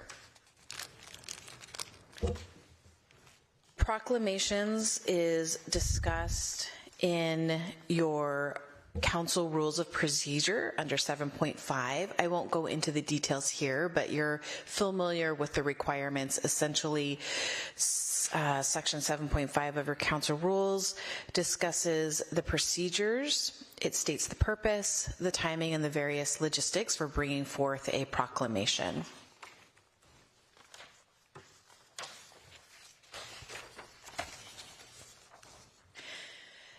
As you were provided for in your packet, you can see that Mayor Pro Tem McCluskey, Councilmember Boykin, and Community Member Dimple Sandhu provided some information for you, and more specifically a matrix talking about the various proclamations and the decision points behind that. Also included in your packet is a historical list of proclamations that have been provided by this council and councils of past, just so that you have an idea and understanding of what has been provided for in the past. So it's a large sampling of what has been done, but that was done for your benefit, so you can sort of see the breadth and depth of proclamations that have been provided for. Before we get into talking about 3 considerations and 3 options to build a proclamation, I wanted to also provide Mayor Pro Tem McCluskey an opportunity to further discuss the reasoning behind the matrix and the process that went into developing that. Well, going forward over the past few years, we can be bombarded with thousands of proclamations. So how do we fairly and equitably go through the proclamations and figure out what best aligns with our city's values, and to have the council buy into those values? So you see a framing in this matrix of how to thoughtfully go through a proclamation that we believe aligns with the city's cultural values, and sometimes it's maybe just a presentation of where they want to go, broadening the perspective of the community, or just honoring certain things like Martin Luther King on an annual basis. And so in light of that, look at the proclamation list as a living document that will have annual standings, that we will have an annual review, maybe sometime around December, probably going into January. It will be just a light touch. Do we keep it? Do we want to continue it? Why not? Do we want to add more to it? And keep in mind that throughout the year, if there are proclamations, recognitions that we, as a council, would like to consider and do, this is not a closed-end document. It's an open-ended document that we can add as council wishes to that for proclamations. And so as Ms. Paturik was talking about, the Tier 1 is pretty standard annually. It comes from the national, state. Customary ones are typically ones that we don't really have to do, but we want to do because it demonstrates our perspectives and how we value our community and what we want the community to know that is really important to us. And then we have the one-time request-based ones for the special events. We have one listed here in our proclamations. That's a really fun one. It's National Ice Cream Day, and then we made one up in December, for our health and wellness. It's the proclamation for kindness and compassion through art and culture. So those, I'm setting the table for the banquet, so you can come to the table and you can see what you want to keep, what you want to add. If this is a document that is worthy to keep, so that you can logically plan for the proclamations. If a citizen comes and ask you for a proclamation, you can go through this mental analysis and bring it to the council in the proper way with doing a legislative act for proclamation. And I have partnered with Councilmember Boykin, and also Councilmember Wood made a nod to this as well and added some additional proclamations to this list. I would like Councilmember Boykin to add his thoughts and would encourage him to sign off on this nature of a request for study. Thank you, Mayor Pro Tem. I greatly appreciate it. Just wanted to reiterate that the proclamation in and of itself is the most important thing for me. Want to be sure that we are, as a body, bringing forth and recognizing individuals, groups, and events that really spur the quality of life and really what is the intent behind uplift, in my view, within our city. The other thing that I want to make sure is that this is only designed to be a framework, is to ensure that there has been some thoughtfulness and some guide that allows us to be really intentional about ensuring that we've got a collaborative way to ensure that culture and other intentionalities that we deem to be worthy of proclaiming, that there is, again, a framework in place that doesn't make that exercise insurmountable or challenging.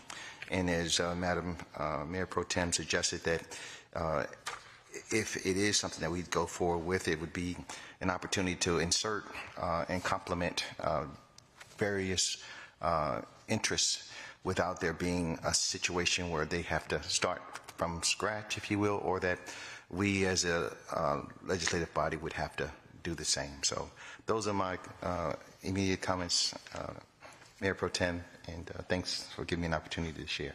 All right, thank you. Turn the floor over back to Ms. Batorik. Thank you, Mayor Pro Tem McCluskey.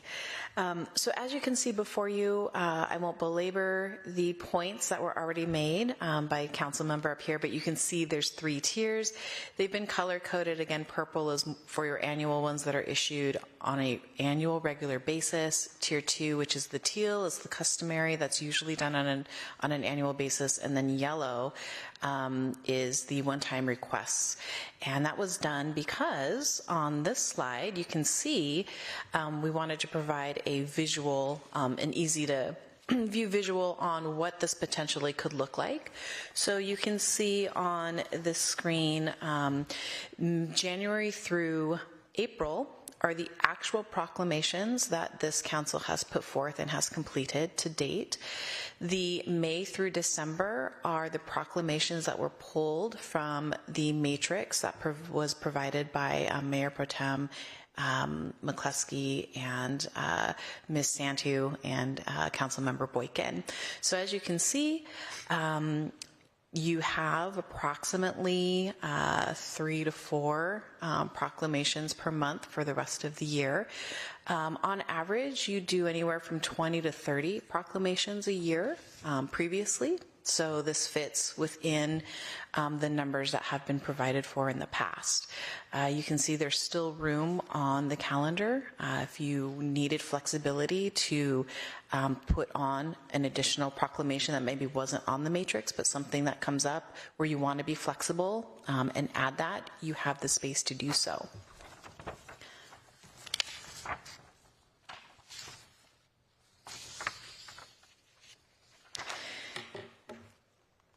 And then finally, you've heard from the various council members and Mayor Pro Tem on the thought process behind it.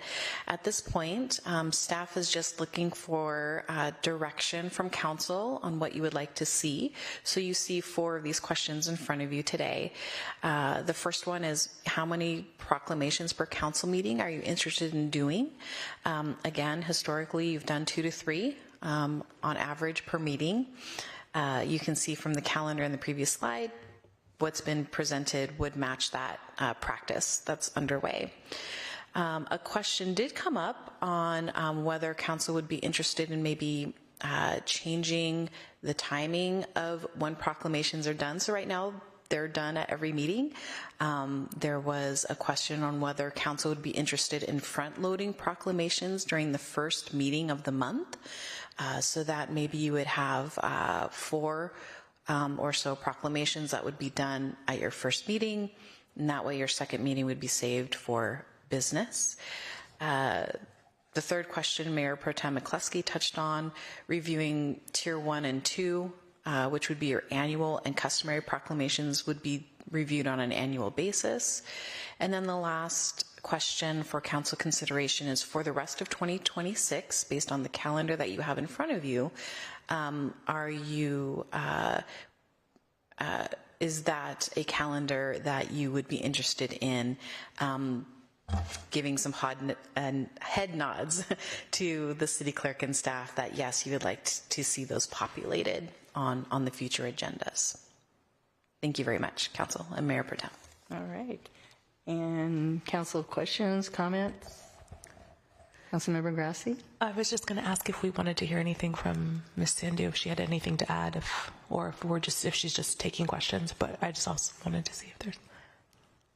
I appreciate all your time and your another way to serve as a citizen. So I thank you so much for the efforts that you put into this with Councilmember Boykin and Mayor Pro Tem McCluskey. I'm super excited about your calendar. It looks amazing. I think it's great that you're considering all the different cultures that live within University Place and making them feel included, making it a more inclusive space. And so it's amazing. I really hope you do go forward with the proclamations that you have for the remainder of the year and then into next year. Yeah. Thank you, Ms. McCluskey, for working with me on this. Mm-hmm. It was an honor. Mm-hmm. Councilmember Figueroa. Thank you, Mayor Pro Tem. And I agree. I mean, the diversity and inclusiveness is important. I think for me, it's process. It is a business meeting, and there's always plenty of business to discuss. And as you can see, I don't think we should make it a habit going into 10, 11 o'clock at night. I think that my question is to you as an expert and to this council, my peers, and that is, I think we need to discuss the process by which proclamations are given. Okay, it's one thing to say, let's have all these, and I think that's going to be increasing, not, I know the comment was made earlier that potentially would be kind of the same number of proclamations. I don't think that's going to increase. It already has increased the first 4 months of this year than before. So my main point here is that it's also the process about how it's been before and now has also changed. And just to be blunt, there's a lot of introductions that are done for certain individuals that takes time. People moving up to the front and certain people, and then having the rest of the council join them. Personally, I feel kind of insulted because why would men be set back while women go up or says vice versa? Men go up and say, okay, women stay back and we'll call you in. To me, that is not a very good process for me. I don't feel good at all about that. It's very insulting for me.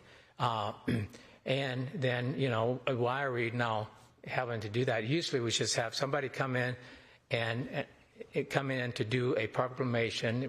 The mayor usually does it, Mayor Pro Tem. Now, and that's fine. I did it as, I try to switch it around so other council members can have that privilege. But it was just that one council member or Mayor Pro Tem to go up there, read the proclamation, and have, give them a couple, 1 minute, and then we're done. Now it's changed, like, are we going to take pictures all the time? Are we going to introduce who we're doing and give the resume? Are we going to take pictures separately where somebody, one gender goes up, another gender goes up? I don't know. So I think we need to have a conversation there because I'm not feeling comfortable with that process whatsoever. And so I'm asking you, you're the expert from what I heard, so I don't, what are you suggesting, recommend? Councilmember Figueroa. Yeah. She is not an expert. Oh, I thought I heard somebody said she was an expert. Oh. She was here to help design and develop this, and not to put her on. No, I didn't want to do that, but I think, you know. But the process would be what the council members would like. If the council members would like what we've currently been doing, then we can keep that up, mindful of the business of the meeting, because if we're going to be succinct, we can have more proclamations, or if we're going to elongate certain proclamations, then we'll have to not have as many proclamations on agendatized for that. But it is at the desire of the City Council. From my understanding, the proclamations that we've had in the past 10 years really do not extend our meetings that much. Maybe there was a 3 to 10-minute extension. Madam Chair, a point of order. I'm sorry, we're at 10 o'clock. Thank you. If we can, I move to extend our meeting by another 5 minutes. Okay. Do I have a second? 5 minutes to finish this thought. This proclamations obviously will come to another study session. I provide a second. I just don't believe 5 minutes is enough, but I'll provide a second just to ensure we've got the extension. Okay. All those in favor say aye. Aye. Aye. All those opposed? Oppose. Okay, we're extended till 10:05. Councilmember Wood. Well, actually, I was still at the floor. Oh, I'm sorry. You would start answering my comments. Oh. My comments is not done yet. Okay. You know what? I was trying to redirect the conversation because I felt I understand. So I'm back over here now. Okay. Okay. And my excuse for not understanding your role here. And thank you for being here. I really appreciate it. It's just that this is a very sensitive subject. There's so many proclamations. And so one of the ones that I wanted to finish saying is that, again, it's about process. How do we do it so that we can accommodate this large amount? And I think that's important. And then how do we accommodate it so I don't feel out of place? The other thing is there certain proclamations that can be more like in that tier 3? Can they be more of recognitions, as certificates? Why proclamation? And my last question I'd like to see talked about is, can there be just put on consent? Do we really have to find somebody and go out our way to find somebody to give that proclamation? What can we just say? As a city, we view this day and this global thought as something important and just proclaim it. Why do we have to find somebody and just proclaim it? And if we want to read it out loud and then that's it, that's okay too. I'm not sure if we have to find somebody and then do the introductions, do the picture taken for everything that goes on. So those are my thoughts and questions and concerns. Okay. Thank you. Councilmember Wood? I'll relinquish my spot. I have no further comments right now. Any other quick comments? Councilmember Boykin. My quick comment is we are not invested in making any particular council member feel a certain way. We are interested in governing. And what has been brought forward is the expectation of, again, providing a framework and a guide to ensure that we've got not just cultural sensitivity, diversity, and we're talking about the audience that actually is the City of University Place, not any individual's comfort in terms of how he or she may see themselves at the dais. But in terms of process, we've got a number of different ways that we can look at this. Certainly, we also can look at that in study session. But again, proclamation, by definition, is an official announcement to make sure that we're providing recognition for an individual, a group, or an event. And how that comes across, it's far more important that we recognize and elevate and prioritize the person, the individual, the group, or the event than we should be concerned about how one feels about the process of their comfort when they're at the dais. So I'm hopeful that we'll take that in consideration. We'll see the balance that's necessary, and then we'll actually focus on what's most important, and that's being sure that we've got a process that we understand and we've been responsive to the citizens and residents that actually create the City of University Place, and not one particular person or one particular person's interpretation of how he must need to feel while he's at the dais. That's all I have, Mayor Pro Tem. Okay. Any other comments? We're at Councilmember Figueroa. Yeah, I don't think that's a very good comment there, Councilmember Boykin. I think, I'm speaking. I thought you brought Let's me have up. respectful. I'm speaking. All right. I have the floor. I didn't interrupt you. Respectful decor. That's what I think this is a conversation we can have off the dais. I don't think so. Starting to get personal, and I am going to close the meeting. It's 10:05, and we can rest, take a breath, come back, and revisit the process, revisit the type of proclamations, and get tight with the bow for 2026 and revisit it at the end of 2026 if we so choose. So, adjourn. Thank you.